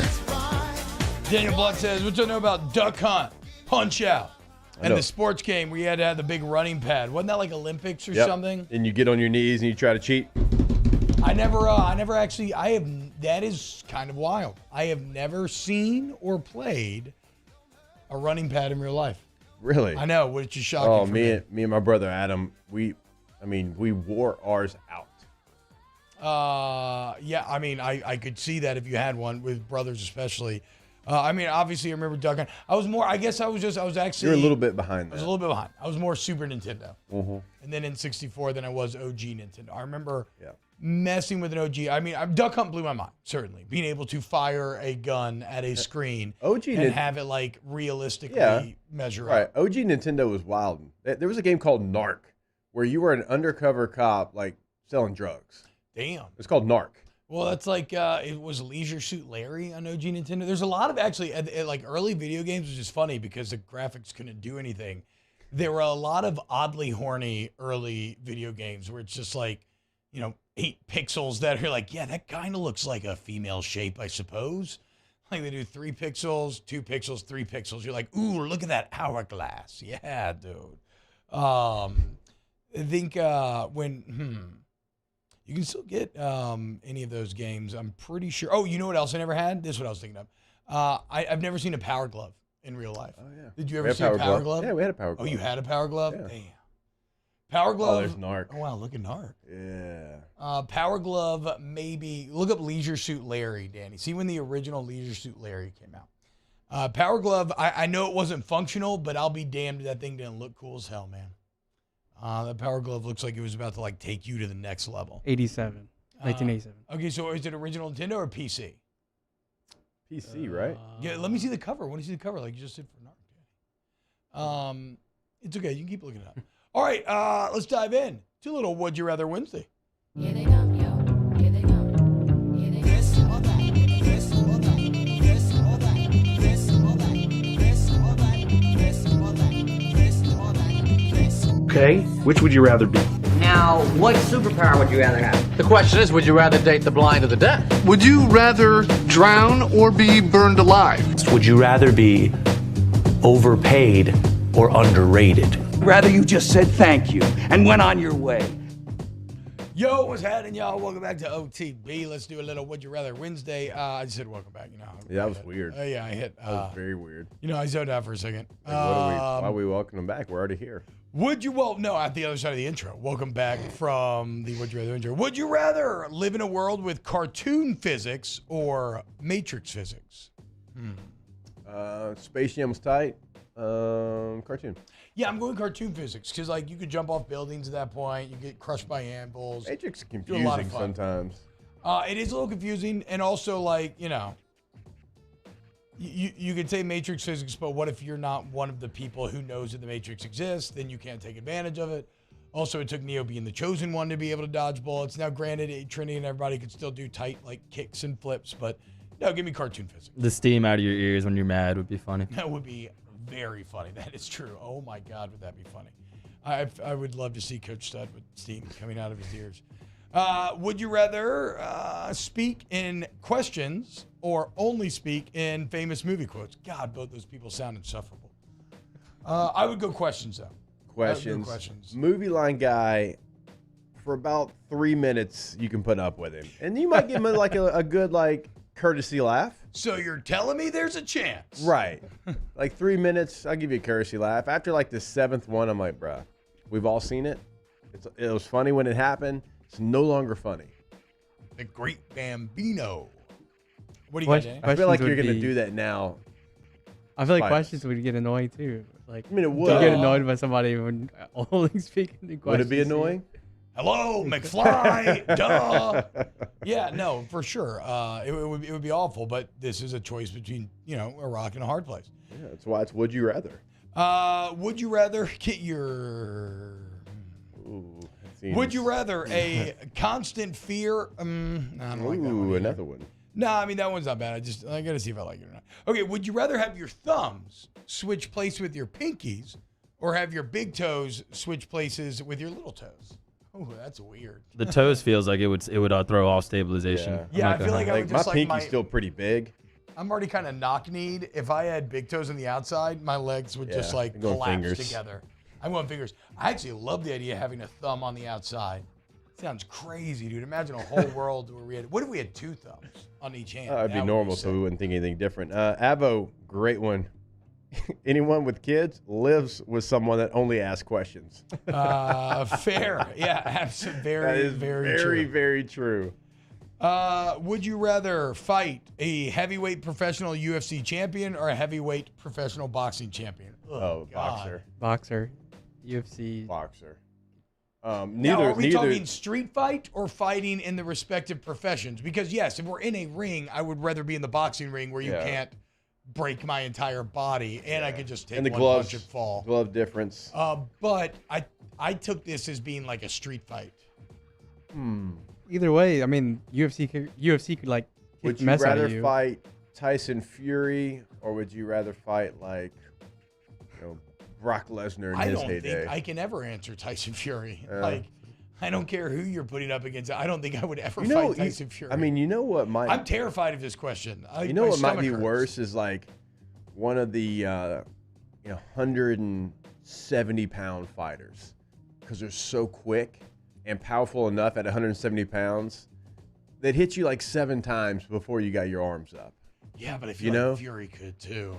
And he's way bigger. No, at the end of the day, the UFC fighters are like trained martial artists. Like they can mess. I feel like you have a better chance against boxers, even though you're gonna get destroyed by both. You don't have a chance. I don't know. Way. I do understand. I do understand what you're saying. Like, and they get you on the ground, they can choke you the whole deal. But man, I'm just like in my mind, I'm thinking of like Floyd Mayweather and Oscar De La Hoya and Manny Pacquiao, like how quick their hands truly are. Bro, I'd rather be choked out than eat a combination from Tyson Fury.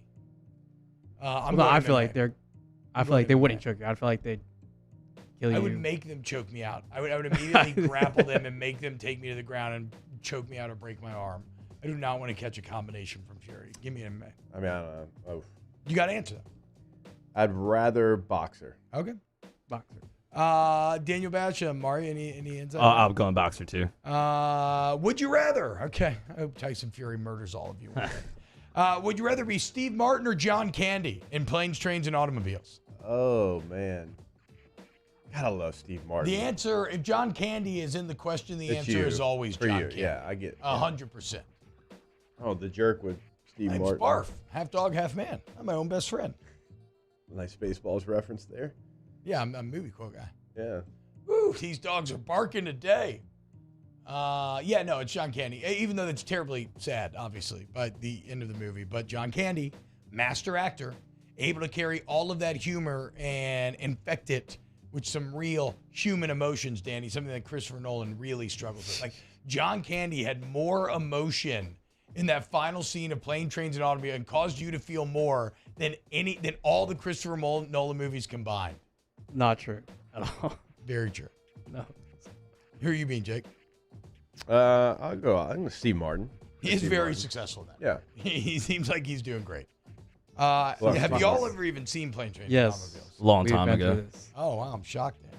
I don't believe you. I don't believe either of you, actually. When I hear Steve Martin, I think of Cheaper by the Dozen, honestly. Oh, my God. I mean, not an awful movie. But of all the movies and things that Steve Martin has done, I may or may not have watched. And at your age, I'm not even hating on you really, but wow. I may or may not have watched Cheaper by the Dozen too while doing some psychedelic things one time, and that was an odd pairing of experiences. Imagine having 12 kids, man. No, never. Would you rather Sucker Punch or Mad Max Fury Road? Come on, dude. Look, Sucker Punch is alright, but Mad Max Fury Road is one of the greatest action movies ever made. Mad Max Fury Road. I'm actually reading a making of Mad Max Fury Road right now, and it's fascinating. Yeah, Mad Max. Would you rather Old School or Step Brothers? Oof. Great question. Both hilarious. Step Brothers. Old School. Vince Vaughn. Sets it apart for me. I'll go Step Brothers too, but it's close. Yeah. God, so many one-liners in both, but Old School. Oh, it's so tough. I'm only going Step Brothers because I like that Will Ferrell's the main character, and I love him and John C. Reilly, whereas Luke Wilson. Luke Wilson is fine. I was getting my Wilson brothers confused. Luke Wilson is good. Like, Luke Wilson is good, but he's just kind of a passenger along the movie in a lot of ways. But, I mean, Vince Vaughn did almost push me over the edge. No, give me Step Brothers. Barely. It's tough. Boys? Stifler. Danny? Stifler where he's got a dart in his neck. So good, dude. Step Brothers, the scene with the boat. Oh, my goodness. Yeah. Now, Old School is, though, kind of like more of a, well, this sounds weird in a scene where they tie weights to their genitals and drop them off of a building. But I was going to say Old School is like kind of more of a movie, whereas Step Brothers is almost like one giant improv scene in a lot of ways. But both fantastic. Would you rather watch the Hallmark Channel or the NASA Channel? Both sound great, first off. Hallmark Channel's a rough watch, certainly during the holidays. See, I love, I never watched it growing up, but my wife's family used to kind of keep it on as almost like holiday background noise. Mm-hmm. And I really enjoy during the Christmas season kind of just having the Hallmark Channel on in the background, because there's something to be said for a movie where you watch 30 seconds of it and you immediately understand the entire script, right?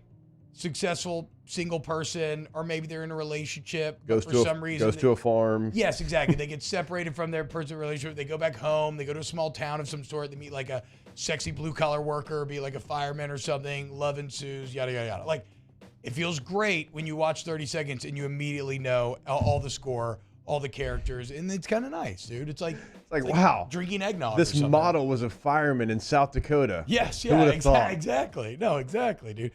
Like Champ says, Lacey Chabert season, let's ride. Candace Cameron season, let's ride. Geez, bonk on your Hillary Duff or Nancy Pelosi question, Danny. You got to relax, dude. This is very tough for me. Would you rather Forgetting Sarah Marshall or 40-Year-Old Virgin?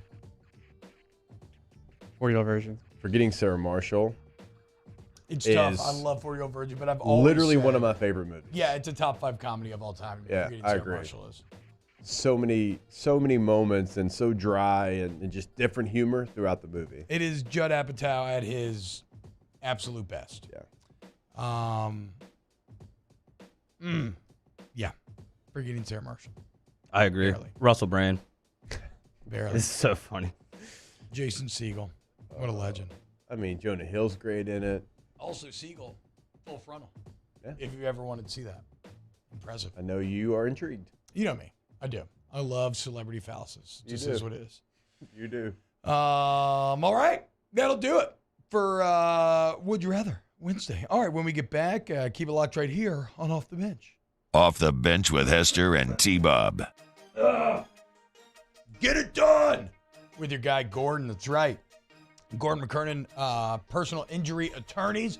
Your local attorneys, 225-888-8888. Imagine that. You know, we're always talking about the G team.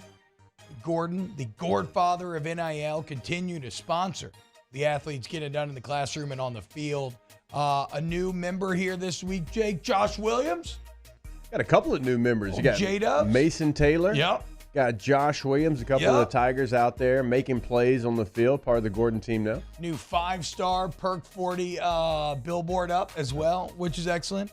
Shout out to Harold Perkins getting it done, winning SEC Defensive Player of the Week a second week in a row. So also, you can get it done with Walter Gordon Camp, as well. National Defensive Player of the Week as well. The awards just keep coming. Yeah. And just like the wins keep coming when you're with Gordon. So get Gordon, get it done. 225-888-8888. Our listeners fire off their opinions on the jimsfirearms.net hotline at 499-1045. Keep listening for your next chance to shoot us your thoughts with the jimsfirearms.net hotline on 1045 ESPN Baton Rouge. All right, let's say ah. Where'd my spotlight go? Super weird, but we can take care of it. Get in and get better at Patient Plus. Bayou Chrysler Dodge Jeep Ram has $11,000 off MSRP plus 2.9% with 72 months on all new 2022 Ram Black Widow trucks in stock. All new Bayou vehicles come with a 1 million mile powertrain warranty and free delivery. If you need sales or service, the crew at Bayou is going to do right by you. I've been doing business with Luba for 25 years. They're dependable, trustworthy. It's just the attention to detail with our clients. Our folks have years and years of experience. They're highly trained professionals, but many companies have that asset. What I'd like to think makes Luba a bit different is that we use those talents in a way that truly is dedicated to serving the needs of the folks who depend on us. Want more customers? Running Boards Marketing can help you get their attention. Imagine your brand's message on a giant LED billboard truck that can't be skipped and is nearly impossible to ignore. Running Boards Marketing is the leader in effective and affordable advertising on digital mobile billboards, which are 2 times more effective than traditional billboards. With a 97% recall rate, you'll leave a lasting impression with your customers. Visit us online at runningboardsmarketing.com so we can drive your message to where the people are. Louisiana. It's a place defined by culture, by pride, by passion, by people who do more than love this place. They celebrate it, elevate it, champion it. They are the individuals who embody what makes Louisiana great. The companies that make Louisiana a better place to work and live. The nonprofits leading transformational change in our communities. Champions of Louisiana are all around us, and LWCC is proud to celebrate them because we've always been Louisiana loyal, supporting the workers, the innovators, the change agents of this great place we call home. Who are the champions around you? Together, we can share their stories. Together, we can help our home state thrive. Together, we are Louisiana loyal. Always.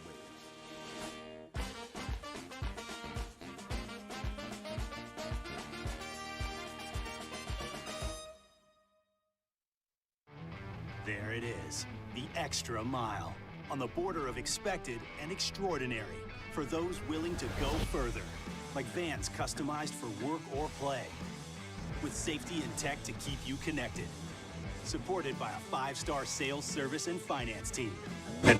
Moscona inviting you to join us for Wednesday's Hump Day AFR, presented by Pluckers. Russ Mitchell will join us. We'll head out to L.A. to take a closer look at the Rams. It's a Whiskey Wednesday. It's AFR 3 to 6, 104.5 ESPN Baton Rouge.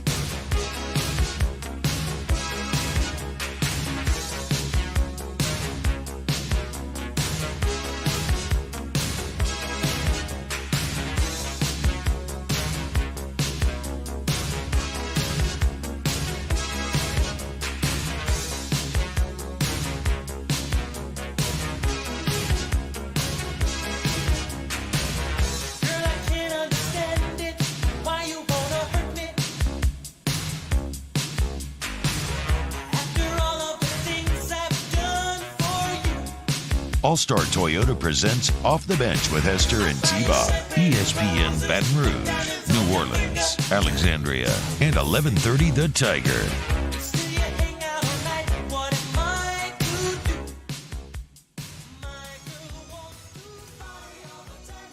Welcome back, OTB.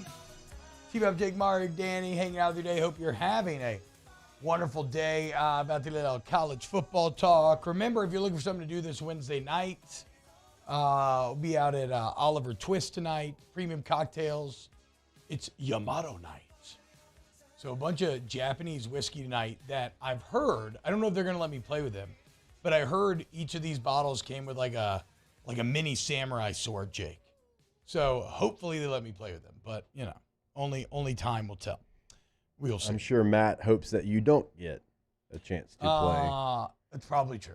It's probably true. But either way, Oliver Twist is going to be a lot of fun tonight. You know what else is a lot of fun? College football coaching rumors. Vacancies opening up all over the place. West Virginia firing their AD.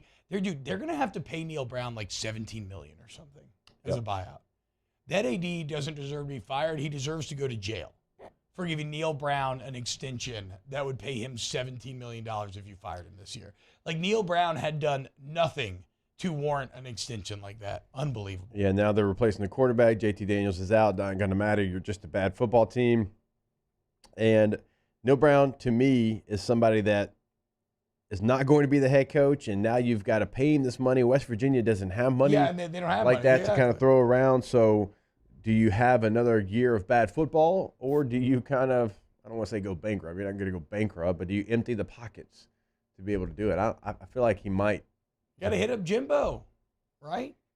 He's got deep pockets. He loves WVU, dude. Get him to put a Did little Jimbo's money comments after the game give you any feeling that he was worried or going to do anything else other than coach Texas A&M next in. What year? did he say after the game? I didn't see the comments. Well, basically they were asking him about wholesale changes, with the offense and the philosophy and everything, and he kind of doubled back to, like, we run the same stuff as everybody else. We just got to go out there and execute. It's like, but you haven't been. Like, you haven't been doing those things. Yes, dude. Yes. Jimbo is doing his best to say, I'm going to make you fire me. Oh, you want me to hire an OC? Hey, force me to. You can't. Let's ride, dude. I'm going to make this as toxic as possible. So you got to give me these $80 million.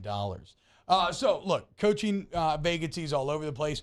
Nebraska rumors swirling yesterday, Jake. Matt Rule to Corn School. How about this? A private jet registered to a, what kind of company was it? We're private jet season. We're in private jet season. Relax, chill out. Do not roll your eyes.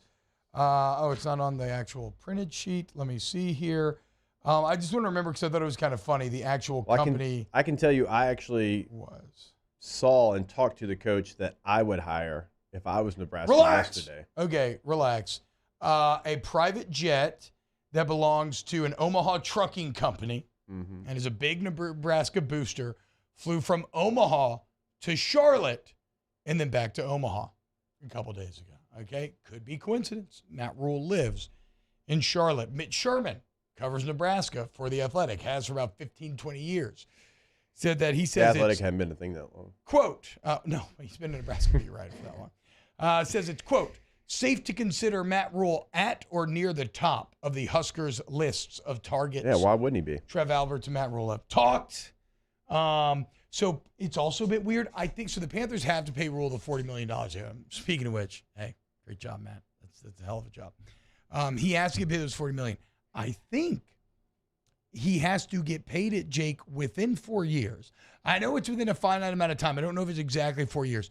But the reason why that matters is, in theory, if he was really about this life, he could take like $1 salary from Nebraska, tell them, commit all the money you were going to pay me to coaches, other resources, and he would still be making $10 million a year while coaching. I mean, now, we know that coaches have egos that is not going to allow that, but yes, you could. But I mean, but even, okay, even if it's not $1, obviously that's extreme, right? But like the money's not going to change. Yeah. He's going to make the same amount of money. Yeah, give me $2 million a year. How much? That's what I'm saying. $2 million, and then use the rest to hire a great coordinator, a great this or that. Like, he could. The Matt Rule to Nebraska makes a lot of sense because he's been in places that were bad, and he turned them around. He got them to be at what's probably their peak at Temple and at Baylor. So it makes sense because Nebraska obviously is down right now. Nebraska just got beat by 31 points against Michigan. They're nowhere close to being back. And so it does make a lot of sense. Nebraska is very, very intriguing because we know the challenges, but also we know the resources. We know the fan base. They sell out every single game. So he's a name. I mean, I would also continue, as I mentioned, like we had Brett Bielema on the show yesterday. Like if I had a Big Ten job, I've said it all year, I'll say it again, Brett Bielema is my first call. The guy knows how to win in that conference. It is good, but Illinois is not going to look nearly as sexy as they did a couple weeks ago. I'm not saying he hasn't done a good job. I think he's still done a very good job. Yeah, see, they went above what we thought the ceiling was. No doubt. They're still 7-3. Yeah, and they'll probably finish, 7-4, 8-4? I don't know who their other game is, but they got to play. They'll probably be 8-4. They got Michigan this week. Yeah, they got Michigan this week. So they'll fall there, which is going to knock them out of the Big Ten West, which is going to open the door for Iowa to control their own destiny and win the Big Ten West, which you want some shocking Iowa-based numbers.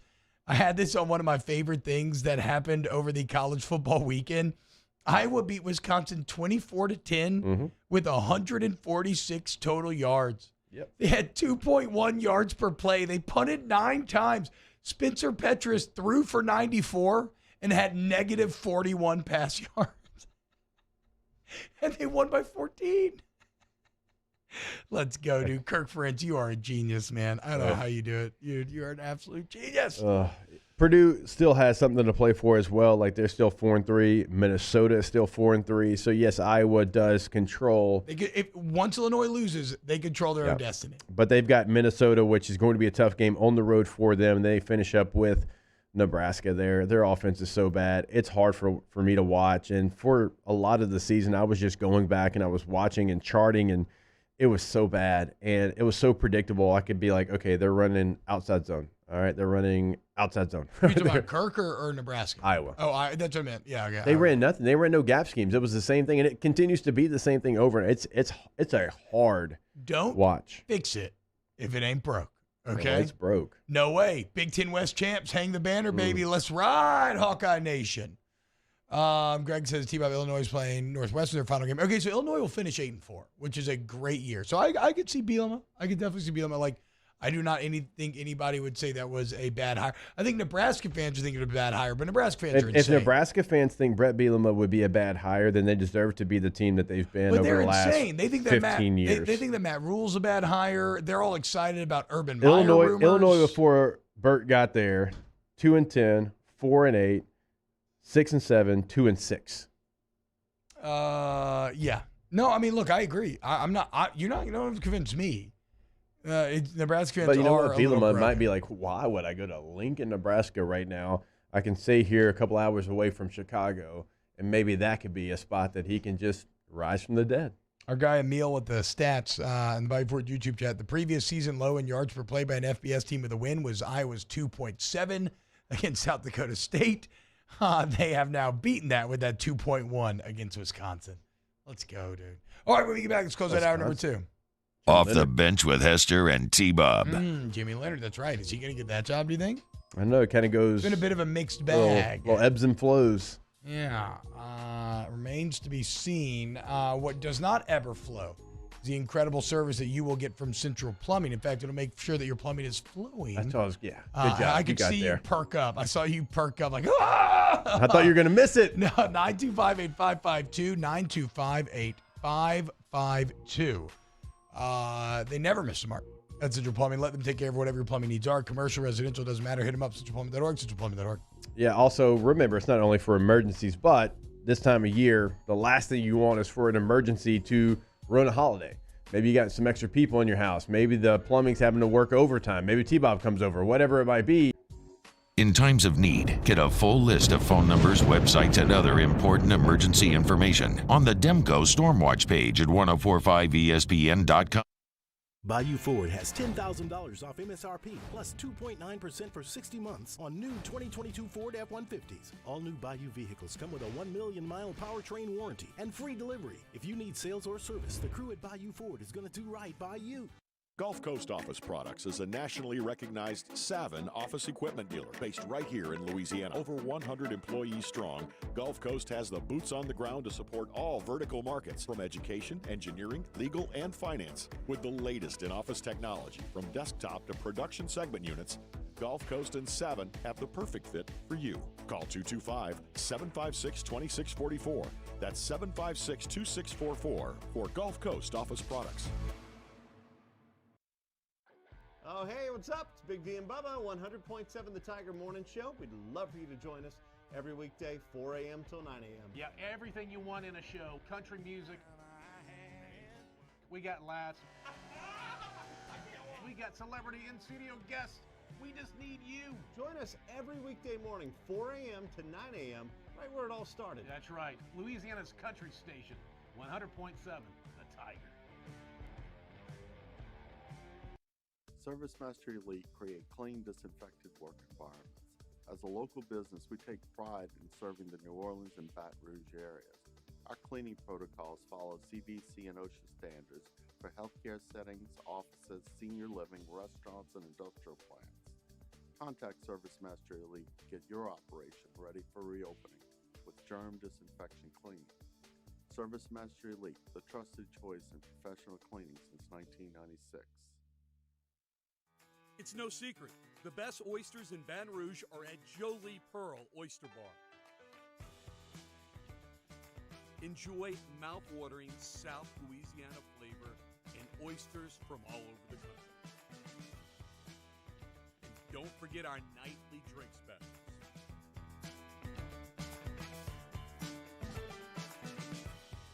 Jolie Pearl Oyster Bar, located in downtown Baton Rouge. Eli's always been into grilling. It took us a while to see it, but the signs were there. What are you doing, Eli? I knew grilling was my thing. I have been talking about it throughout my career. Happy with the results? I am. Got the new grill from barbecueguys.com. It performed great. My advice, as I always told my boys, do more of what you were born to do.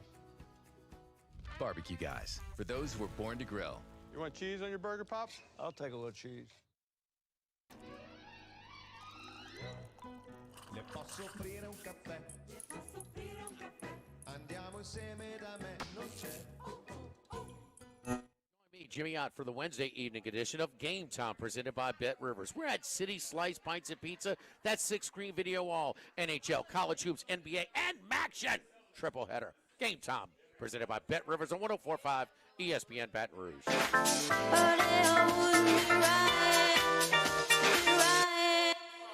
Every morning,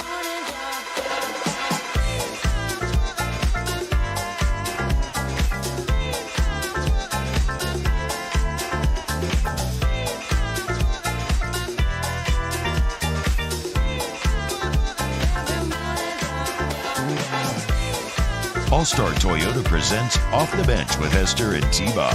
ESPN Baton Rouge, New Orleans, Alexandria, and 1130 The Tiger. Yo, what's happening, y'all? Welcome back to OTB. T-Bob, Jake, Mark, Danny hanging out. Jake, you want to talk about how, like, football conferences can take on their own kind of culture? If you look at the top 5 scoring defenses in the country right now, it's Michigan, then Georgia, but then Illinois, Minnesota, Iowa, then Air Force at 6, then Ohio State at 7.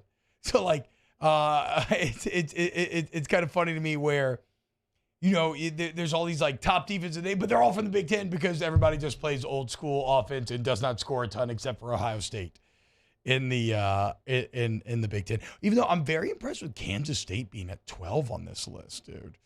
Is Kansas State going to beat TCU? Seems like every time you get hyped. They've already played. No, I know, but I'm saying in the Big 12 championship.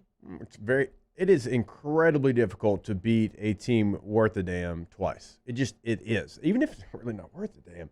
So many times in the NFL, you would play that team that second time, and even though you're supposed to kind of cut that first game, how the game flow was, some of your scouting notes from that first game, because games change. And certainly if it's like 8 weeks in between, sometimes it's like 2 weeks in between. Yeah. But it's like you try to cut that, but it's like, man, I remember this tendency he had, but you have to remember the season changes so much, and it is so hard. And I always tell people, like, when you play a team for the second time and that losing team comes in, it's an advantage for them. It is. And so beating a good team like that twice, that's going to be very difficult. Still, like TCU, like I want to give them their credit. I want to give them what they deserve, because every single week, Vegas and everyone else is telling us that they're going to lose, and they find a way. I agree. Let's go, Bad Max, dude. Keep it up. Shout out to Matt House, named Burroughs Award nominee. So Matt House getting some respect for the excellent job that he has done on the defensive side of the ball. Jaden Daniels among 21 semifinals for the Davey O'Brien Award. We mentioned Harold Perkins being both National and SEC Defensive Player of the Week. And what's kind of funny about Perkins, Jake, is I was looking up college football ratings last week, and last weekend was not a huge day for ratings. There was no double-digit millions game or anything, but at like right under 4 million, LSU Arkansas was actually the most watched game of the weekend. So if it felt like you saw a little bit of it felt like it was Harold Perkins' first week kind of announcing himself to the country in a lot of ways. Obviously, like Alabama did that partially, but I was a bit shocked at just how much national recognition there was for what Perkins did against Arkansas. I know what he did was great, but I feel like normally an 11 a.m. Arkansas LSU, like it's going to be hard to get a lot of traction there. But I guess I was wrong, because it actually ended up being the most watched game of all last weekend. Also, like, you had Joe Tess and Greg, who called the game, I think they went to their social media and they talked about it. I think Greg even put it out there about, like, is it too late for Perk to get into the Heisman Trophy? Yeah, he did. He Conversation, of course, like, guys that want, like Matt Leinart's like, I forget his comment. I have to go back. I don't want to misquote him. But, see, like Greg has had LSU a ton. Like, him and Joe Tess have had LSU a ton. So, like, this isn't their first look at Harold Perkins. Like, they've seen it since, really, he started to play after that Tennessee game. But to your point, T, I think a lot of people who, don't watch LSU games very closely, like, they probably learned who he was. And now they're going back and like, oh, yeah, that was that guy that did that against Bryce Young, or that was that guy that did it against Ole Miss as well. Yeah. And so, like, the national scene is starting to see what we've seen. We've seen from the beginning. We saw it at training camp practice when we went out there, but LSU fans saw it certainly during the first couple of games of the season. Now the national media is kind of playing catch-up. Percules, or the Tasmanian Devil. I don't know. The Tasmanian Devil thing's going to happen. And I get it. It's actually great. Like, I get it. If you watch a clip that LSU put out there, I get why they landed on the Tasmanian Devil. And he does play with a Taz sort of hair on fire sort of style. I just don't know if it's going to land. We'll see. Call him Taz. Tasmanian Devil. Either one. Plays. Hercules, though. I think it's two right there in front of you. Hercules, Big Perk. Off the bench with Hester and T-Bob. You're trying to go with there? Perk 40. Wait, is that? Yeah, Hercules, that's from Nutty Professor. Oh, look at my little baby. Hercules. Oh, my God. I always thought it was the Muses. This is a weird. Wrong button, my bad. Do that. I always thought it was. I forgot that. You're right. I thought it was the Muses in the Hercules cartoon. Yeah, it's okay. Your memory just, Patient Plus. Maybe I should get it checked out. Yeah, totally. Patient Plus. Patient Plus Urgent Care. PatientPlusUC.com. PatientPlusUC.com. And you will see just how great Patient Plus is when you go and check them out in person. They're littered throughout the city. They got more opening up around the way. If you need your occupational medicine needs met, hit up the Mid-City location of Patient Plus Urgent Care today. You are going to be blown away when you see it firsthand. Go to Patient Plus Urgent Care, PatientPlusUC.com. Yeah, get in, get better is the tagline. There's going to be a location that's convenient for you. You can check it out online, PatientPlusUC.com. Get in and get better. We get it done with strength, commitment, dedication, grit. Let's go, defense!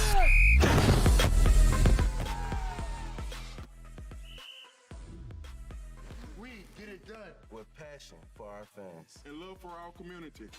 We are the Tigers. Get it done. Let the values of the purple and gold be in your starting lineup this season. And as always, get it done. I'm Jay Ducote. I grew up learning how to cook at LSU tailgate parties and right in my own backyard. And I created JD's Louisiana products to bring that Louisiana flavor to you at home for your backyard cookout. JD's Louisiana barbecue sauce, Louisiana molasses mustard, spicy and sweet barbecue rub, and more are available at your local supermarkets or by logging on to jducote.com/shop.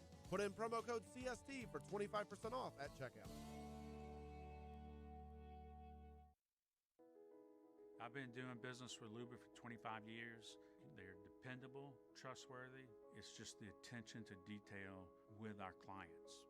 Our folks have years and years of experience. They're highly trained professionals, but many companies have that asset. What I'd like to think makes Luba a bit different is that we use those talents in a way that truly is dedicated to serving the needs of the folks who depend on us. Crime has serious consequences, but anyone can make a mistake. If you find yourself in trouble with the law, know that you have rights, and it's okay to demand them. The law offices of O.C. Brown are here to protect you and your rights. Felony or misdemeanor, DUI or drug charge. No matter what crime you're accused of, you still have rights. Let the law offices of O.C. Brown uphold them. Call 225-343-1111. Your law firm for a lifetime. There it is, the extra mile. On the border of expected and extraordinary for those willing to go further. Like vans customized for work or play. With safety and tech to keep you connected. Supported by a 5-star sales, service, and finance team. And backed by the 1-star you know. So go the extra mile. It's never crowded because so few have what it takes to go there. Mercedes-Benz Vans. Want more customers? Running Boards Marketing can help you get their attention. Imagine your brand's message on a giant LED billboard truck that can't be skipped and is nearly impossible to ignore. Running Boards Marketing is the leader in effective and affordable advertising on digital mobile billboards, which are 2 times more effective than traditional billboards. With a 97% recall rate, you'll leave a lasting impression with your customers. Visit us online at runningboardsmarketing.com so we can drive your message to where the people are.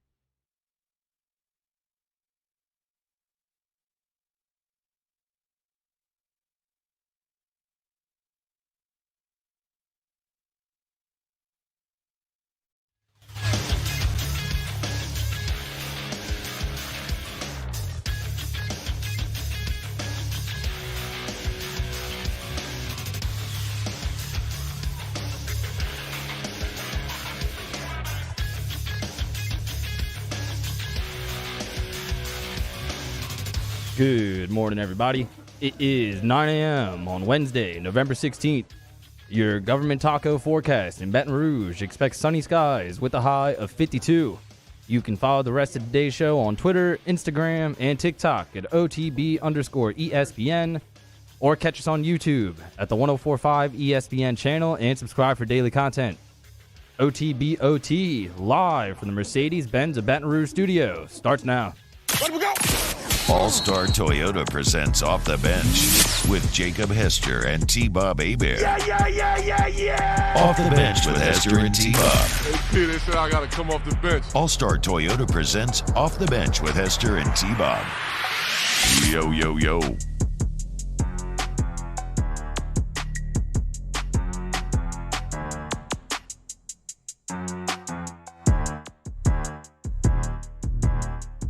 Hey, Jake, guess who we're interviewing on Snaps today?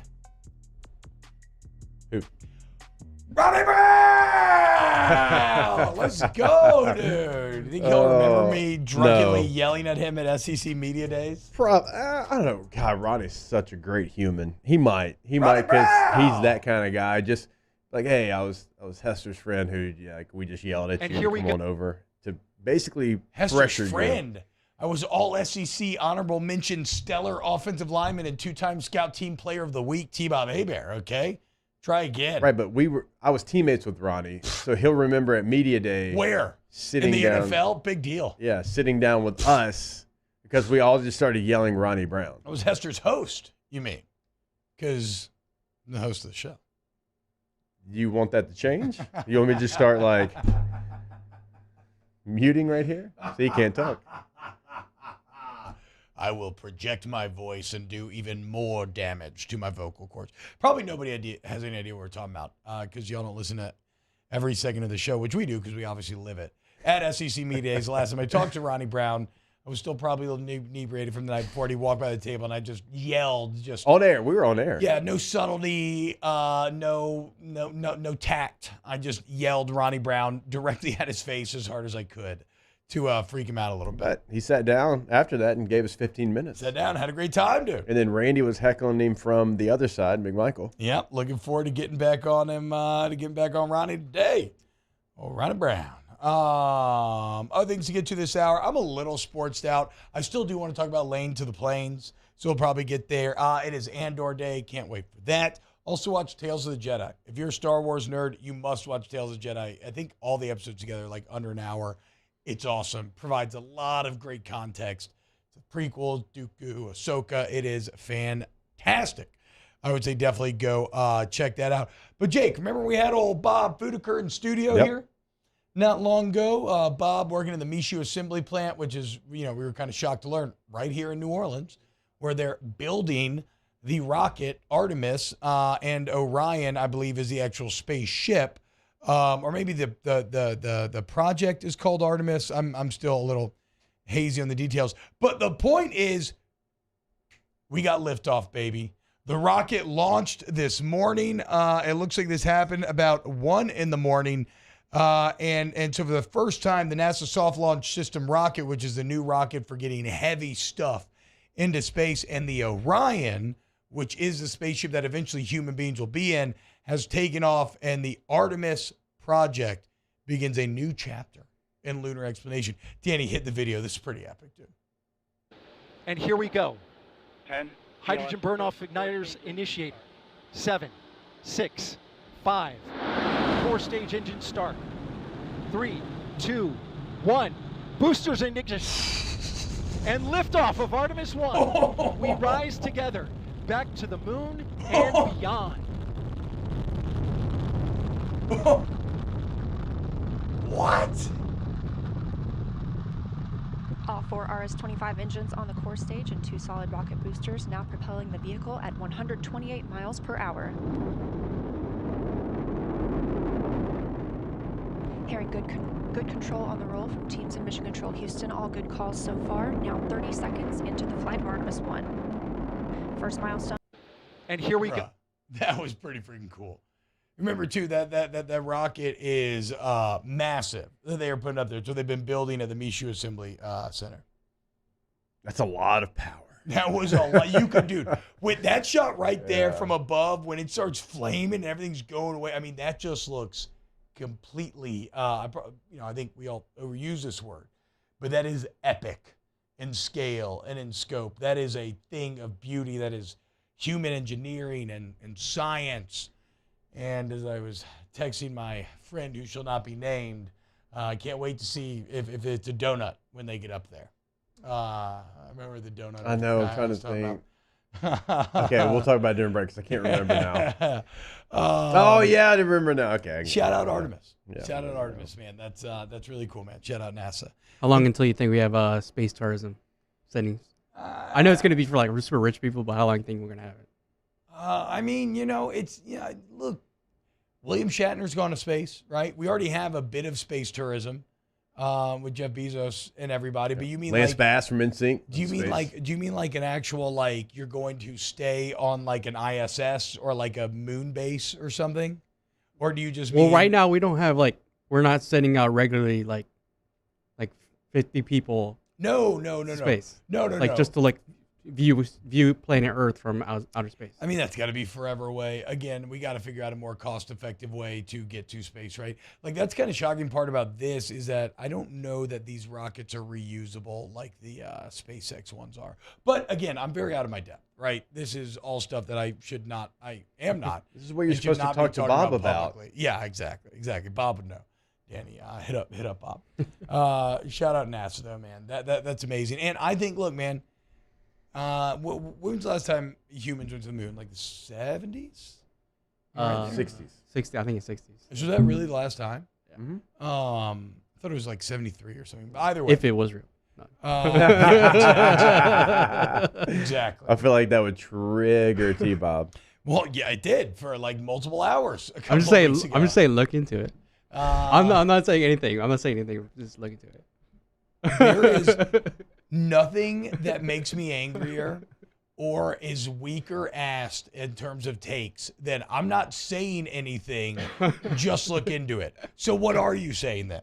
I'm saying the conspiracies are pretty strong. All right, no, well, isn't that the point of a conspiracy is to convince you of something? They got weak conspiracies and they got strong conspiracies. Yeah, okay, so what about, so then what about all the Mythbusters episode and science and everybody else that says it was real? Like, I mean, that's pretty convincing as well. What's your point? Like, at a certain point, we have to be able to reach consensus scientific conclusion. So, okay, answer honestly. Do you think we landed on the moon, Danny? Yes. Okay. But I think Mario, do you think we landed on the moon? I think we landed on the moon. That's one I choose to believe. Yes, we landed. Shout out Neil Armstrong. Thank you. Thank you, Jake. But if you look into the conspiracy, like a lot of the footage is supposedly not real, but because the camera technology wasn't as advanced as it. I'm just saying, look into it. I don't know. I don't think I want to. But I'm just saying, look into it. That's what I'm saying. I don't think I want to. I feel like that is something where where is the onus on me to prove that it's not real when the entire scientific community is telling me that it is real? That's one of my big kind of why should I have to look it up? Why don't you look up why it is real? I don't know. I guess look, whatever. I'm just not a terribly conspiratorial person. I like if everything you're saying is true, how do we not have somebody who operated the fake camera and made the fake footage? Like, human beings cannot keep a secret. What's the only way to keep a secret, right? Like, what's the old saying about 3 people knowing a secret? It's like a Ben Franklin saying. It's like the only way to keep it's basically by killing the other 2. I was about to say, like a mob hit. Yeah, it's like, you know too much. Like what are we talking about? Like if you had an actual movie production where this was done, how did it not leak out eventually, right? Yeah, and you've had incredible moments in human history where you have compartmentalized information. You have kept things secret. Look at something like the Manhattan Project, right? But now we know all about it.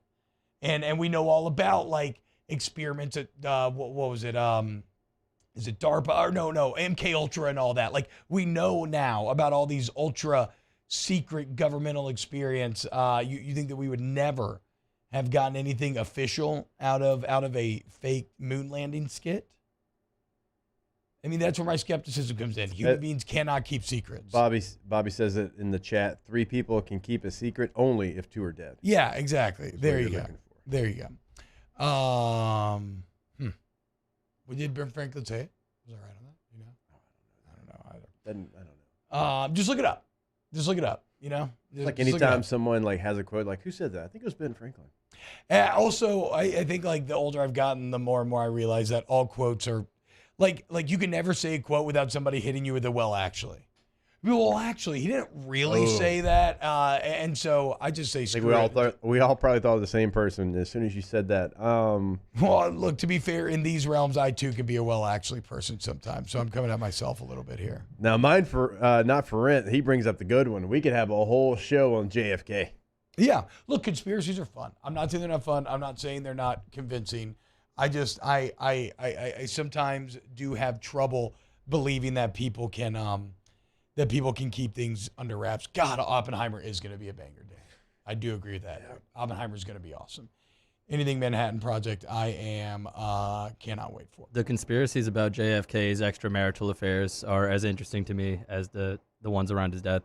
Why? Because what are they about he supposedly had, like, wild parties in the White House, and the Marilyn Monroe angle. Most people know about that. Bonk.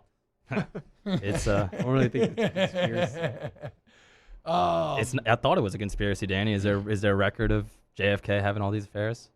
I don't think so. I think it's a fact. I think it's a fact that. Well, I mean, yes, he definitely, yes. It's a fact that he had some, but I don't know. I can't speak well enough. I've never dove too deeply into JFK. I don't know that I've really done any like boots on the ground. I mean, obviously the Oliver Stone movie. The Oliver Stone very movie fun. is fantastic. It's very, very now fun. a lot of that is not factual, but my gosh, it's a great movie. I love Joe Pesci's fantastic. Yeah, I was about to say I love Joe Pesci. Kevin Costner's great. Danny DeVito in there? Did I make that up? No, Or am you I made getting that up. Joe Pesci confused? You made that up. Yeah. A lot of great actors in that one. Tommy Lee Jones is great. Yeah. I haven't seen that movie in a long time, actually. I should. Gary Oldman is Lee Harvey Oswald. It's great. I need to watch that. I've seen it 1,000 times. Well, look, there you go. LSU Sports says, yeah, JFK was killed because he was exposing Illuminati. And I just got a text to my phone that says JFK was about to expose the cabal. There you go. There you go. Facts. Facts only here on OTB. Artemis going to the moon, maybe. And human beings going there, what, Danny, for the first time? Potentially here in the future? Okay, right on, dude. God, I hate you all. All right, when we get back, let's, I don't know what exactly we're going to do. Maybe we'll talk sports, maybe we won't. We'll see. Keep it locked, OTB. OTB, OT. Go to Riverlands Insurance. Riverlands Insurance, fast-growing insurance company in the South. Hit up Thomas and Megan email today. Jake's going to give you Thomas's cell phone number. And again, all it is about is letting somebody else do the work and you saving money. Like, if this was any other situation in life, would you not do that? Okay? And so all you have to do is call this cell phone number, give Thomas a couple pieces of information, and then he will shop around to get you the best policy with the best coverage to save you money. And look, if you know what, if he doesn't find a better deal, then whatever, but there's a very good chance that he will. Hit up Thomas and make an email today, Riverlands Insurance. Yeah, call that number anytime. That number 225-206-1517. And like we tell you every single day, not only in Baton Rouge. If you're listening to us in North Louisiana, In Alexandria, Shreveport doesn't matter. Baton Rouge, certainly. New Orleans does not matter where you're at in the state of Louisiana. That number, we're talking to you, 225-206-1517. Professional golfers John Peterson and J.J. Colleen answer all your golf and life questions inside the new Drop Biscuit Studios podcast for the people. Download or subscribe today at dropbiscuit.com. They said I was small, weak, said my heart wasn't strong enough. But I showed them what heart looked like again and again and again. Mom got me the right care, the right doctors with Blue Cross coverage. Don't let people tell you who you are. Show them the right card, the right care. There it is, the extra mile, on the border of expected and extraordinary for those willing to go further, like vans customized for work or play, with safety and tech to keep you connected. Supported by a 5-star sales, service, and finance team, and backed by the 1-star you know. So go the extra mile. It's never crowded, because so few have what it takes to go there. Mercedes-Benz Vans. I've been doing business with Luba for 25 years. They're dependable, trustworthy. It's just the attention to detail with our clients. Our folks have years and years of experience. They're highly trained professionals, but many companies have that asset. What I'd like to think makes Luba a bit different is that we use those talents in a way that truly is dedicated to serving the needs of the folks who depend on us. Louisiana. It's a place defined by culture, by pride, by passion, by people who do more than love this place. They celebrate it, elevate it, champion it. They are the individuals who embody what makes Louisiana great. The companies that make Louisiana a better place to work and live. The nonprofits leading transformational change in our communities.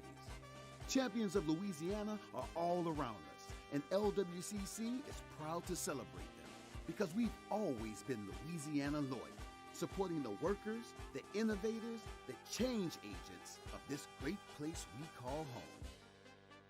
Who are the champions around you? Together, we can share their stories. Together, we can help our home state thrive. Together, we are Louisiana loyal. Always.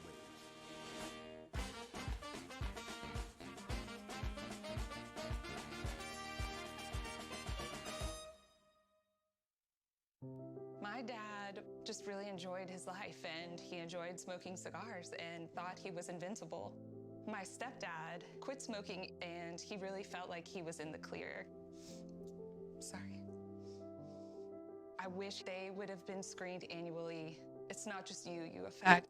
To the Prep Football Playoffs, and we get started Friday night at 6 with Louisiana Prep Preview, presented by the Baton Rouge Orthopedic Clinic. Catholic High and Archbishop Rummel kick off at 7, immediately followed by the Lake Urgent Care Total Occupational Medicine Louisiana Prep Scoreboard Show on YouTube, Your View, and 104.5 ESPN Baton Rouge.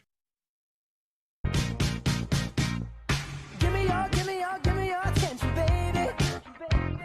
I gotta tell you a little something about yourself. You're one of our flawless, ooh, you a sexy lady. But you walk around here like you wanna be someone else. Ooh, I know that you don't know it, but you're fine, so fine. Fine, so fine. Ooh, oh, girl, I'm gonna show you when you're mine, oh, mine. Mine, oh, mine. Treasure, that is what you are. OTB, OT, with Hester and T-Bob on 104.5 ESPN Baton Rouge and 94.7 ESPN Alexandria.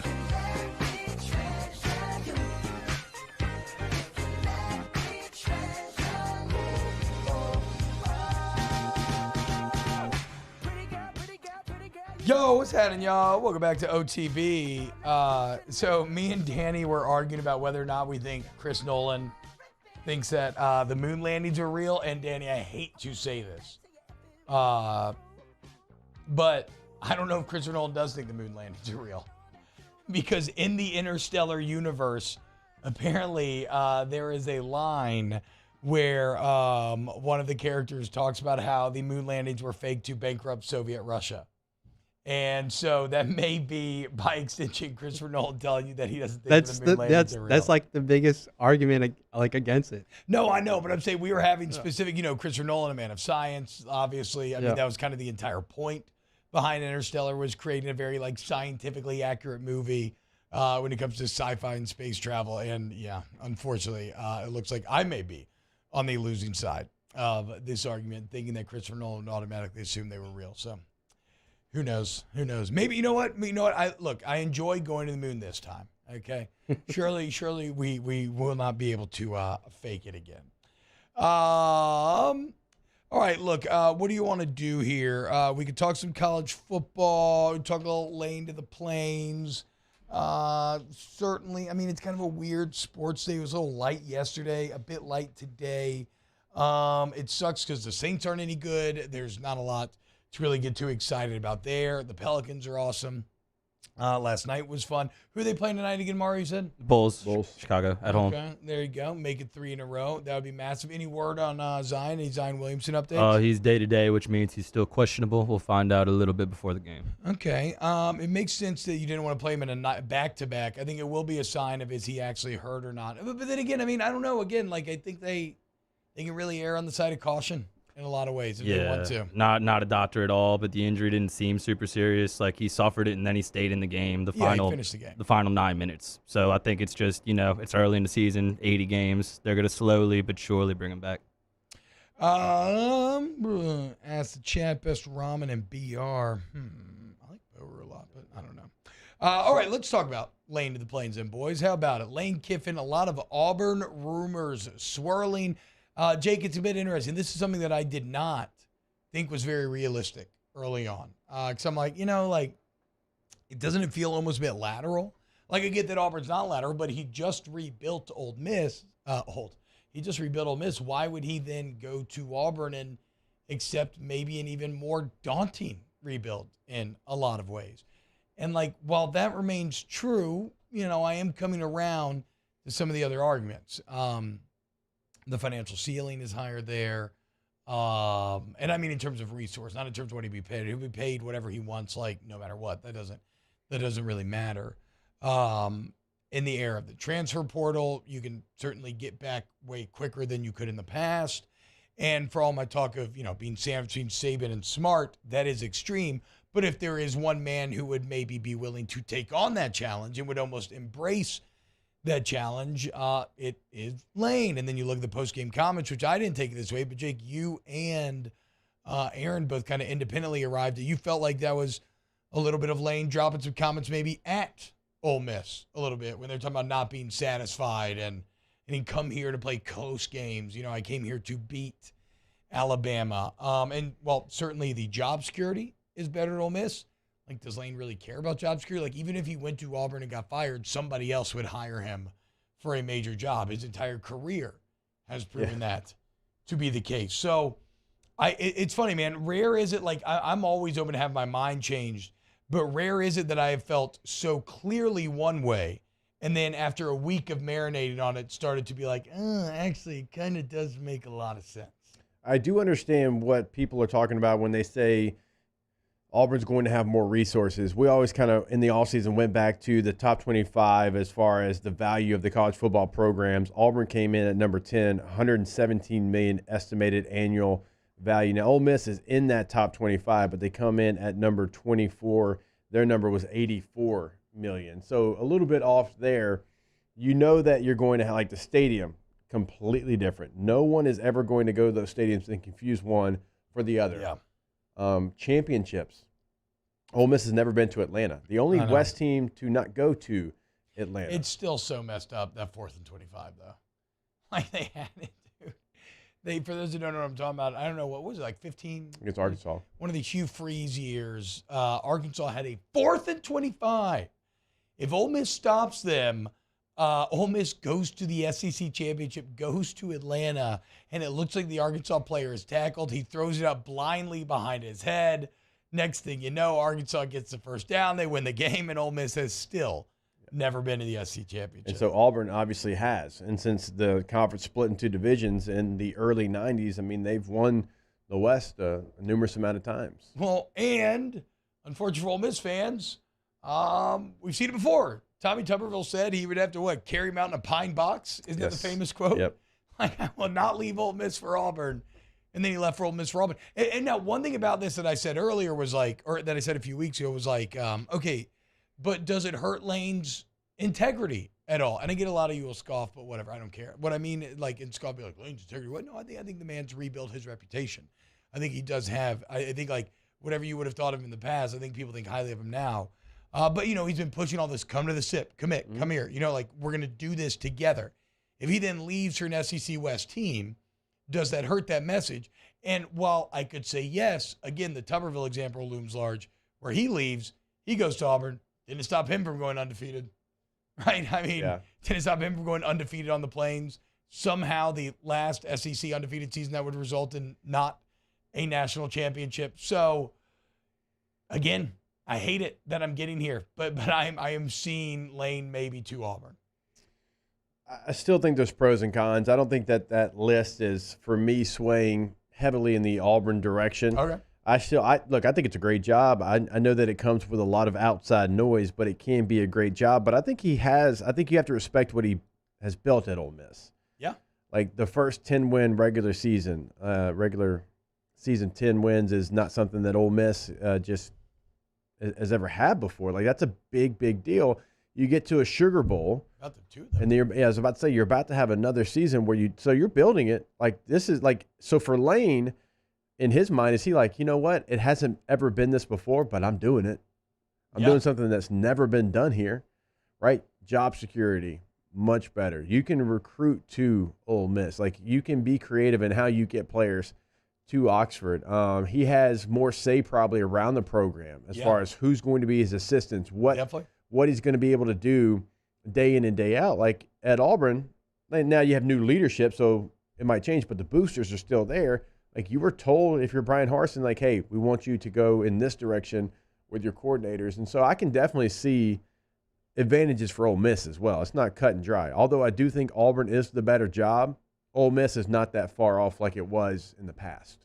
That is fair. And then, I kind of mentioned this yesterday. I'm like, maybe I'm just naive, but like, what happened to being happy, right? What happened to being content? Like Jake said, you're a hometown hero right now. You got that great new pup. Everybody in town loves you.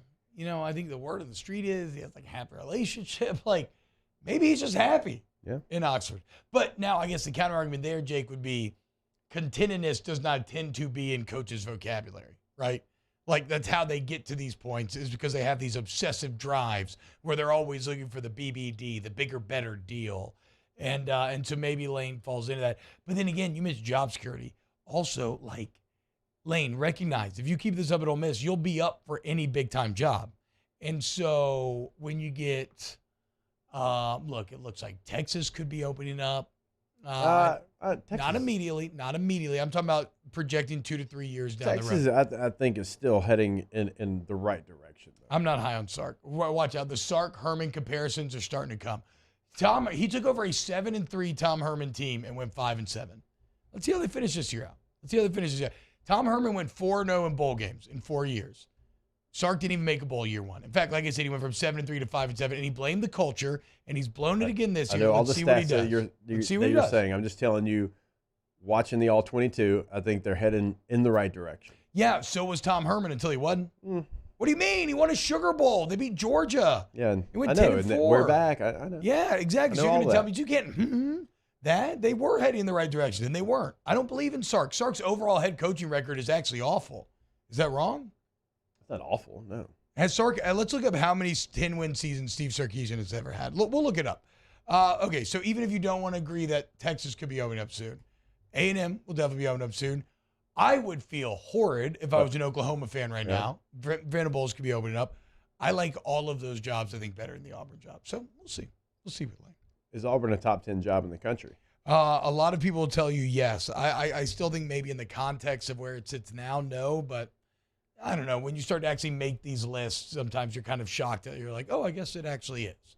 What do you think? I'll give you the top 10 as far as the value. Now, that does not mean that this list is in order of the jobs that are the best jobs in the country.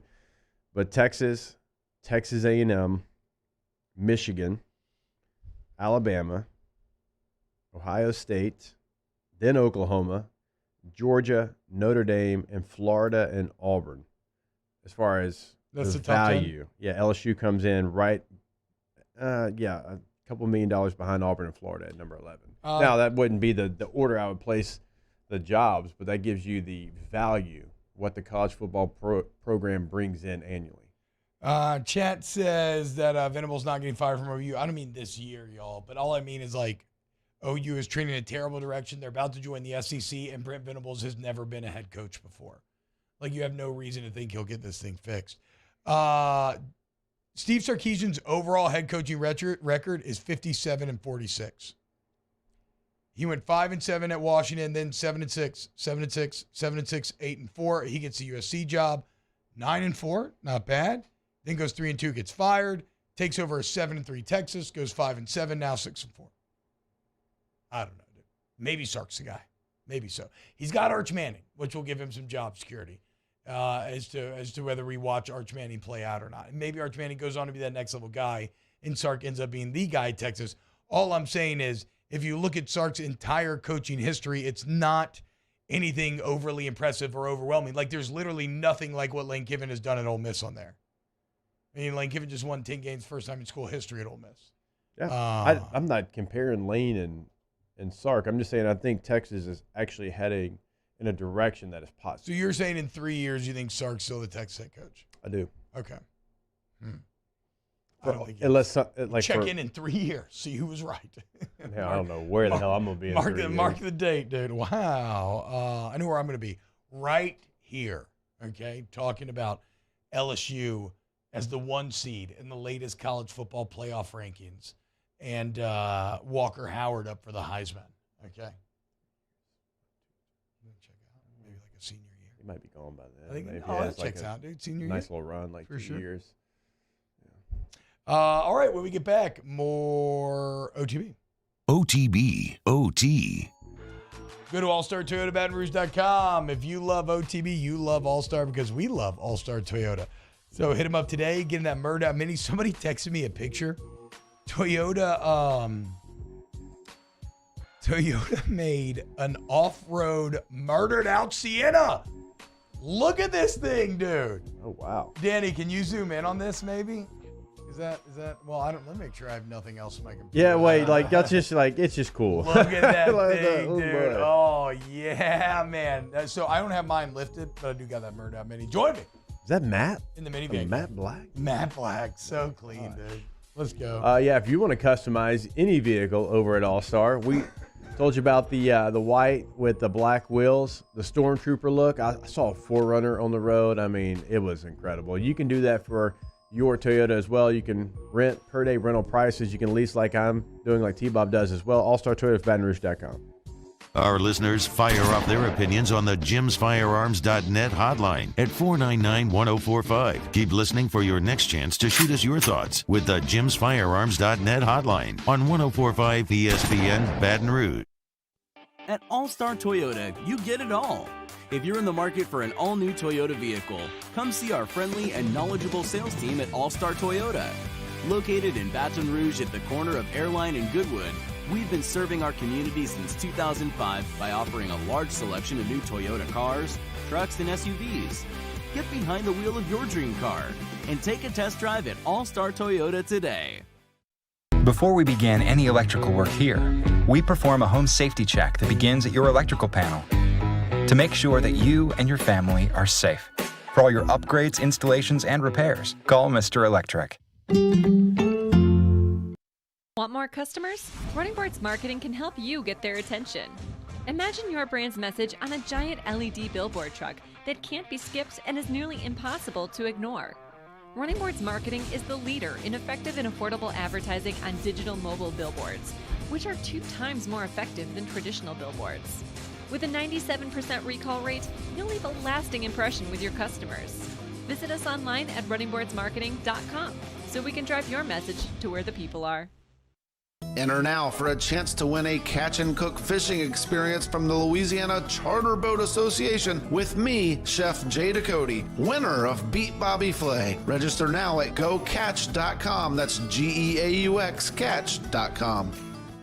Gulf Coast Office Products is a nationally recognized Savin office equipment dealer based right here in Louisiana. Over 100 employees strong, Gulf Coast has the boots on the ground to support all vertical markets from education, engineering, legal, and finance. With the latest in office technology from desktop to production segment units, Gulf Coast and Savin have the perfect fit for you. Call 225-756-2644. That's 756-2644 for Gulf Coast Office Products. Oh, hey, what's up? It's Big D and Bubba, 100.7 The Tiger Morning Show. We'd love for you to join us every weekday, 4 a.m. till 9 a.m. Yeah, everything you want in a show. Country music. We got laughs. We got celebrity in-studio guests. We just need you. Join us every weekday morning, 4 a.m. to 9 a.m., right where it all started. That's right. Louisiana's country station, 100.7 The Tiger.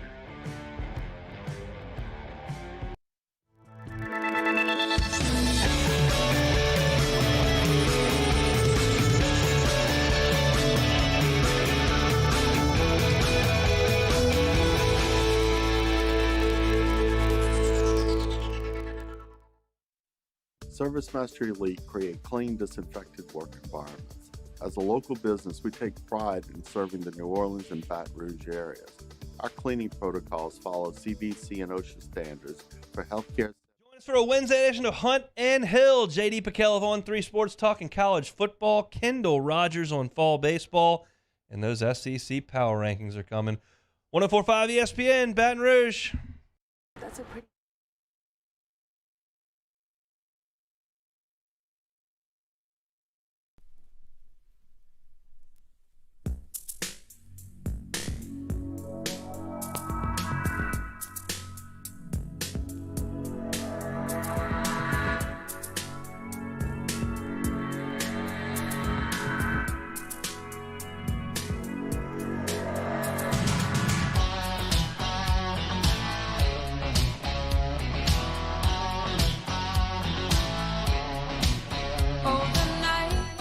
OTB OT with Hester and T-Bob on 104.5 ESPN Baton Rouge and 94.7 ESPN Alexandria. The record looked better. How about that? Trying to hit me with a watch the film, bro. Yeah, you did. I said the all 22 looks different. In what realm is that saying watch the film, bro? Because the all 22 is film. For me and my football trained eye, I think it looks different. Yeah. Did you watch the all 22 of Texas TCU? No, it was not. I did yesterday. Watched all 4 quarters of it. I'm just telling you, in my opinion, it looked different. That's shocking to me that is the example of the all 22 that you're using to say that you think Sark has the program improved. It's not the only game I've watched. No, I know, but I'm saying it is shocking. I thought that would be the game that you would want to ignore. And look, I didn't watch the all 22 on Herman, right? I just look, I don't care what the all 22 says, as long as Sark can get the win-loss to look different, he'll be good to go. Okay, that's all. It's all Sark needs to worry about. Welcome back to Off the Bench. Team of Jake, Danny, and Mario hanging out with you today. Getting ready for another great weekend. Looking at what Chad is saying. Von Bluesman, do you think Auburn might give Dave Aranda a call? Nah, I think Dave probably pretty good where he's at right now. But if they did, and I don't think right now the stock might not be as high as it was certainly coming into the year. So Dave, obviously during a COVID year, but had a bad first year, a great second year. It's having a okay third year, and maybe lower than okay. Well, he's kind of flirting. He keeps flirting with okay. Every time you start to give yourself over to Baylor, then they go and they do something like they did last week, where they were favorites and they lose 31-3. Now, like Mark Cumby says in the chat, Jeff Grimes, the OC at Baylor, he has ties to Auburn. I have heard his name attached potentially to the Auburn job. Although it doesn't feel like Auburn. Jeff Grimes is head coach? Right now. Yeah. No, I love Coach Grimes, but I'm saying Auburn fans would. That's what I'm saying. Riot. Right now, they don't feel like a place that for a first-time head coach would be acceptable. Like, make no mistake, Scott Woodward set a bit of a tone here for hires in the SEC West. Because, Auburn believes themselves to be on the same level as LSU. Like, Auburn does not feel like they should be taking chances on unproven coaches. Like, even a Napier or a Chadwell, to me, is above a Grimes because you've seen them at least do it on a head coaching level, even on a smaller scale. But I have heard his name because he does have the ties and because he's had a lot of success at BYU and Baylor. Does Jeff Cohen tell you? Like, does the Jeff Cohen AD hire give you any push you Probably one direction say Chadwell, or another? right? Why is that? Because he's hired an offensive mind from somewhere outside the footprint. Okay, yeah. I mean, look, I think somebody's got to give Chadwell. I think somebody's got to give Chadwell a shot eventually. I mean, he brings schematic advantage. I don't know how he would recruit at a major school, but you know what I do know, Jake?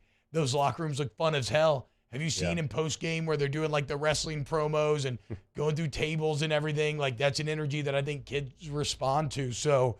It's like old boy said, who's that fascinating character that we mentioned a few weeks ago? Whatever. Somebody's going to give Chadwell a job eventually, and I think they'll be very happy for it. He's been excellent for 3 years now.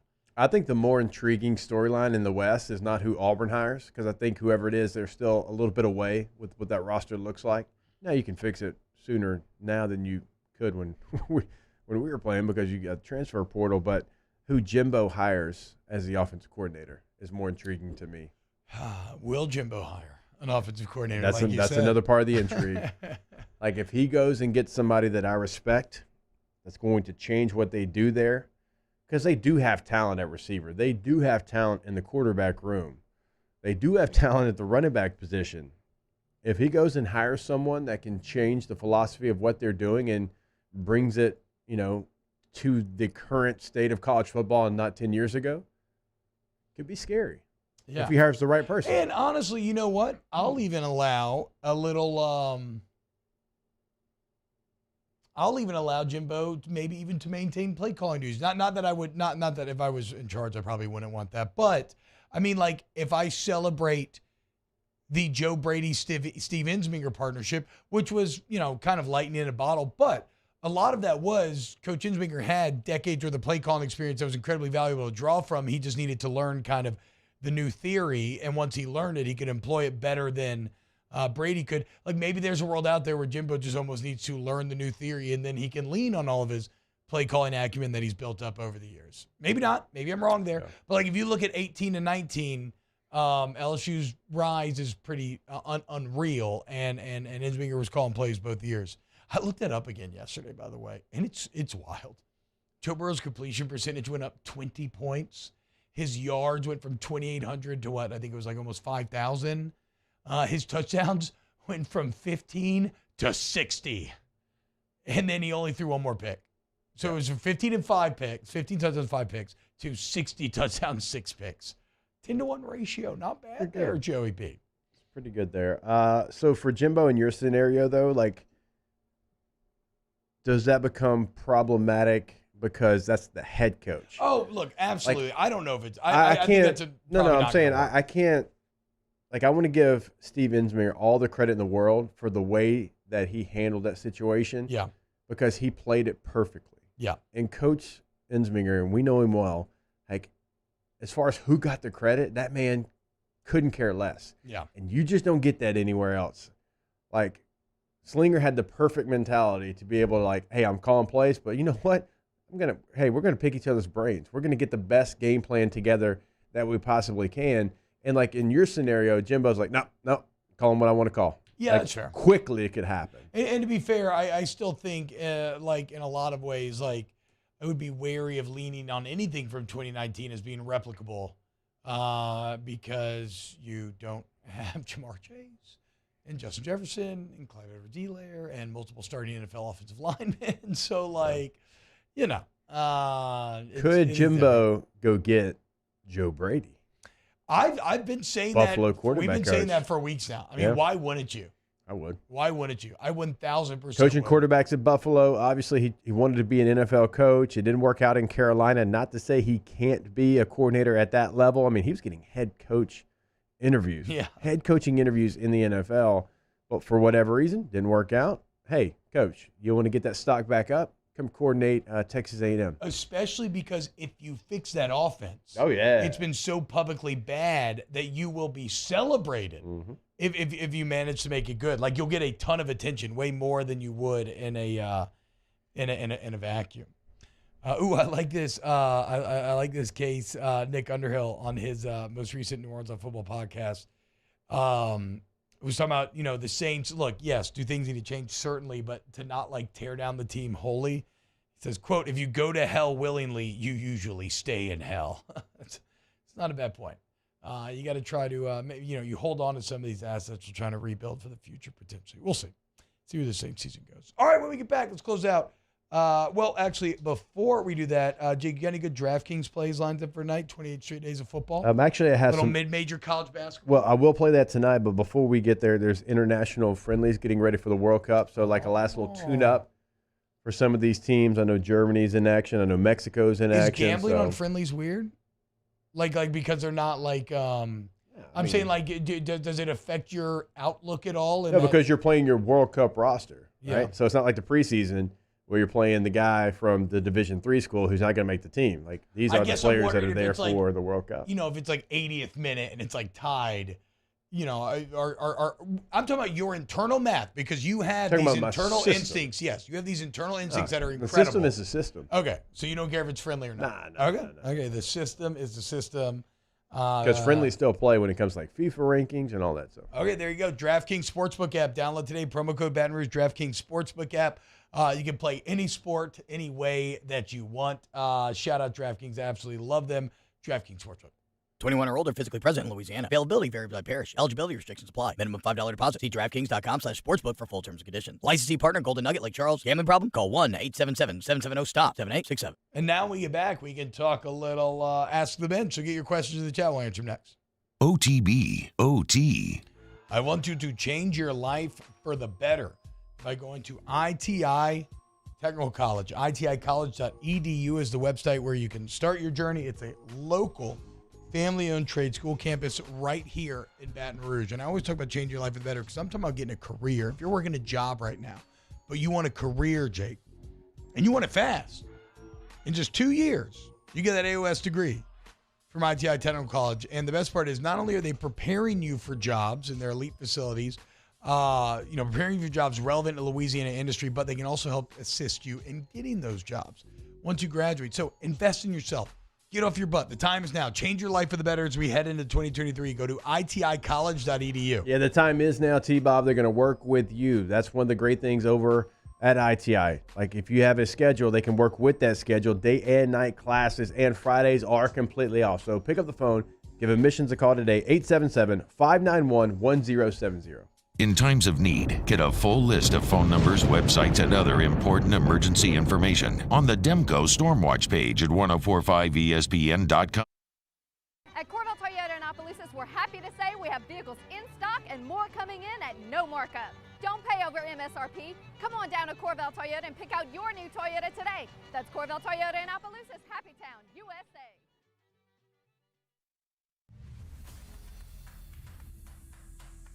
We get it done with strength, commitment, dedication, grit.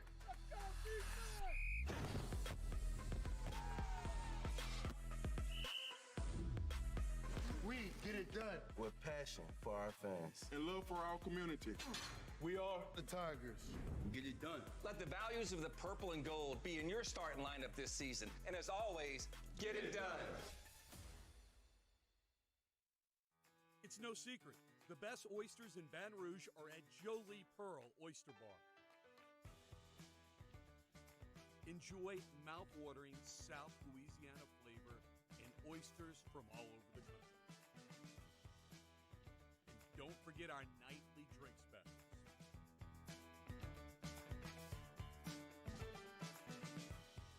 Jolie Pearl Oyster Bar, located in downtown Baton Rouge. Eli's always been into grilling. It took us a while to see it, but the signs were there. What are you doing, Eli? I knew grilling was my thing. I have been talking about it throughout my career. Happy with the results? I am. Got the new grill from barbecueguys.com. It performed great. My advice, as I always told my boys, do more of what you were born to do. Barbecue Guys, for those who were born to grill. You want cheese on your burger, Pops? I'll take a little cheese. I'm Jay Ducote. I grew up learning how to cook at LSU tailgate parties and right in my own backyard. And I created JD's Louisiana products to bring that Louisiana flavor to you at home for your backyard cookout. JD's Louisiana barbecue sauce, Louisiana molasses mustard, spicy and sweet barbecue rub, and more are available at your local supermarkets or by logging on to jducote.com/shop. Put in promo code CST for 25% off at checkout. Crime has serious consequences, but anyone can make a mistake.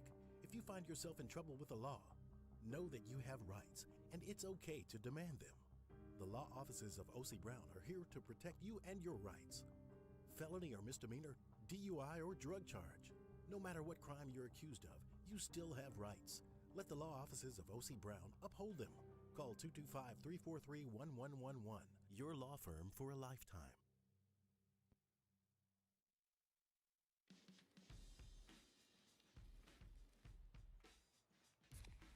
Light beer shouldn't taste like water. Miller Lite has more. Week 11 in the NFL, and our coverage starts Sunday at 10 a.m. with Magnolia Bluffs Football Sunday with Jimmy Ott, immediately followed by the Indianapolis Colts and the Philadelphia Eagles at noon, right here on 104.5 ESPN Baton Rouge.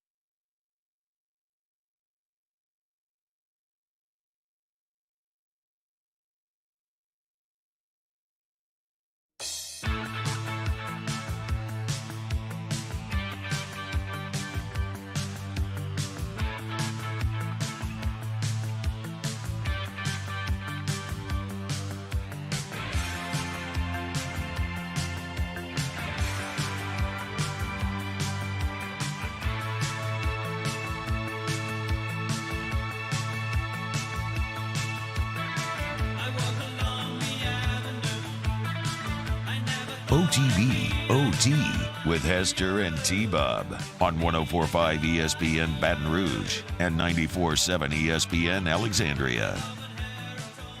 Time for a little Ask the Bench. Bro, I'm out of breath. Brought to you by Cold Curse Life is here at Tilted Blue Moonlight Sky, Citrus Sweet, Michael Lamone.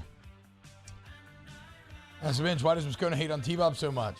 It's like when you pull a girl's hair on the playground. He wants to bang me, dude. That's why. Ask the Bench, did everyone know that Stephen A. Smith acts on General Hospital? What?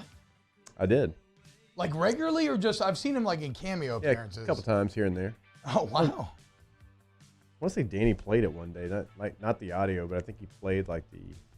Damn, there's that excellent Stephen A. rant after the Cowboys game I meant to play and I forgot to. Does he play himself or like a character? I don't know. Hadn't watched my stories lately. Ask the Bench. Will the USMNT make it to the knockout stage of the World Cup? Yes. Who's in their group? England, Wales, and Iran.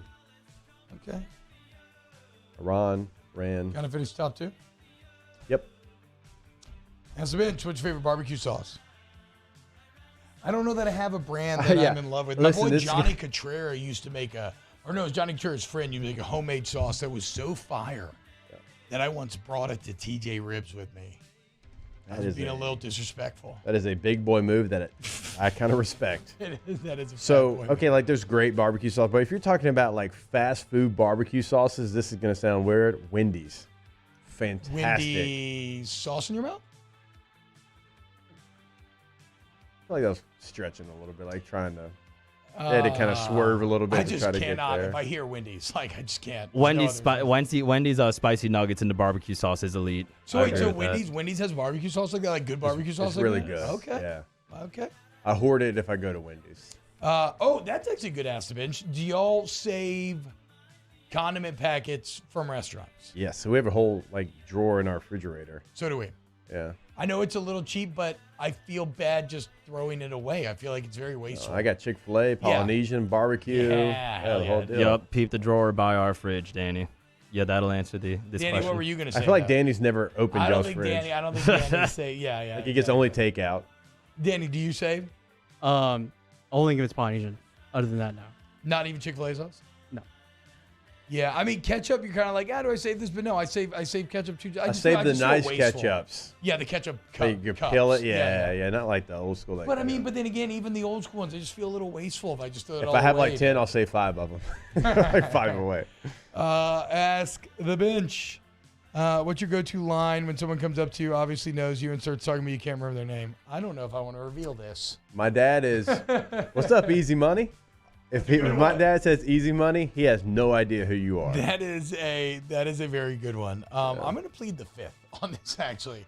So I do this entirely too much to be willing to reveal what I do. Yo, what's up, dude? No, definitely not. He did the dude in the T-Bob accent. Yeah. Definitely not dude. What's up, dude? And probably like give him like a little side swipe. Yeah, for sure. My neighbor's Eric used to always say dude, and it's just like stuck in my head. That and Aspen Gold.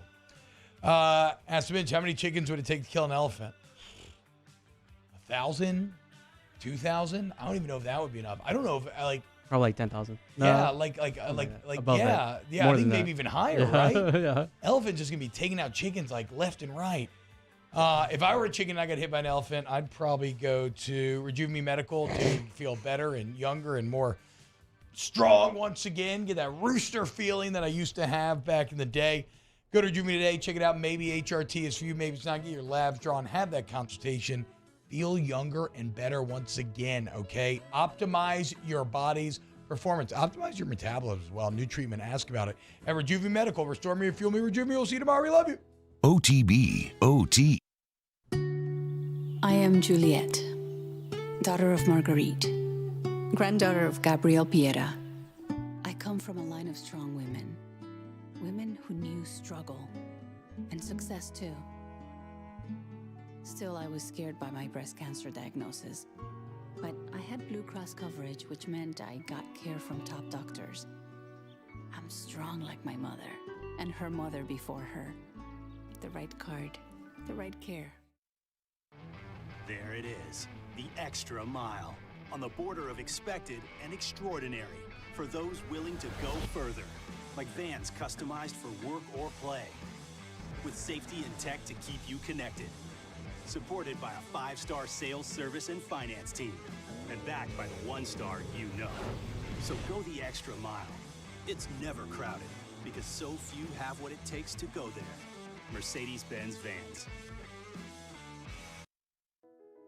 I've been doing business with Luba for 25 years. They're dependable, trustworthy. It's just the attention to detail with our clients. Our folks have years and years of experience. They're highly trained professionals, but many companies have that asset. What I'd like to think makes Luba a bit different is that we use those talents in a way that truly is dedicated to serving the needs of the folks who depend on us. Want more customers? Running Boards Marketing can help you get their attention. Imagine your brand's message on a giant LED billboard truck that can't be skipped and is nearly impossible to ignore. Running Boards Marketing is the leader in effective and affordable advertising on digital mobile billboards, which are 2 times more effective than traditional billboards. With a 97% recall rate, you'll leave a lasting impression with your customers. Visit us online at runningboardsmarketing.com so we can drive your message to where the people are. Louisiana. It's a place defined by culture, by pride, by passion, by people who do more than love this place. They celebrate it, elevate it, champion it. They are the individuals who embody what makes Louisiana great. The companies that make Louisiana a better place to work and live. The nonprofits leading transformational change in our communities. Champions of Louisiana are all around us, and LWCC is proud to celebrate them because we've always been Louisiana loyal, supporting the workers, the innovators, the change agents of this great place we call home. Who are the champions around you? Together, we can share their stories. Together, we can help our home state thrive. Together, we are Louisiana loyal. Always.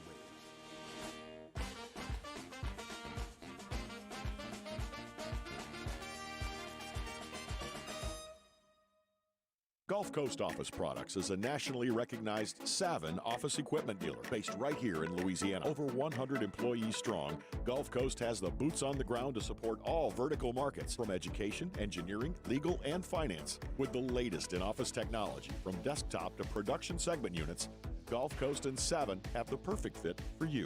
Call 225-756-2644. That's 756-2644 for Gulf Coast Office Products. Oh, hey, what's up? It's Big D and Bubba, 100.7 The Tiger Morning Show. We'd love for you to join us every weekday, 4 a.m. till 9 a.m. Yeah, everything you want in a show. Country music. We got laughs. We got celebrity in-studio guests. We just need you. Join us every weekday morning, 4 a.m. to 9 a.m., right where it all started. That's right. Louisiana's country station, 100.7 The Tiger.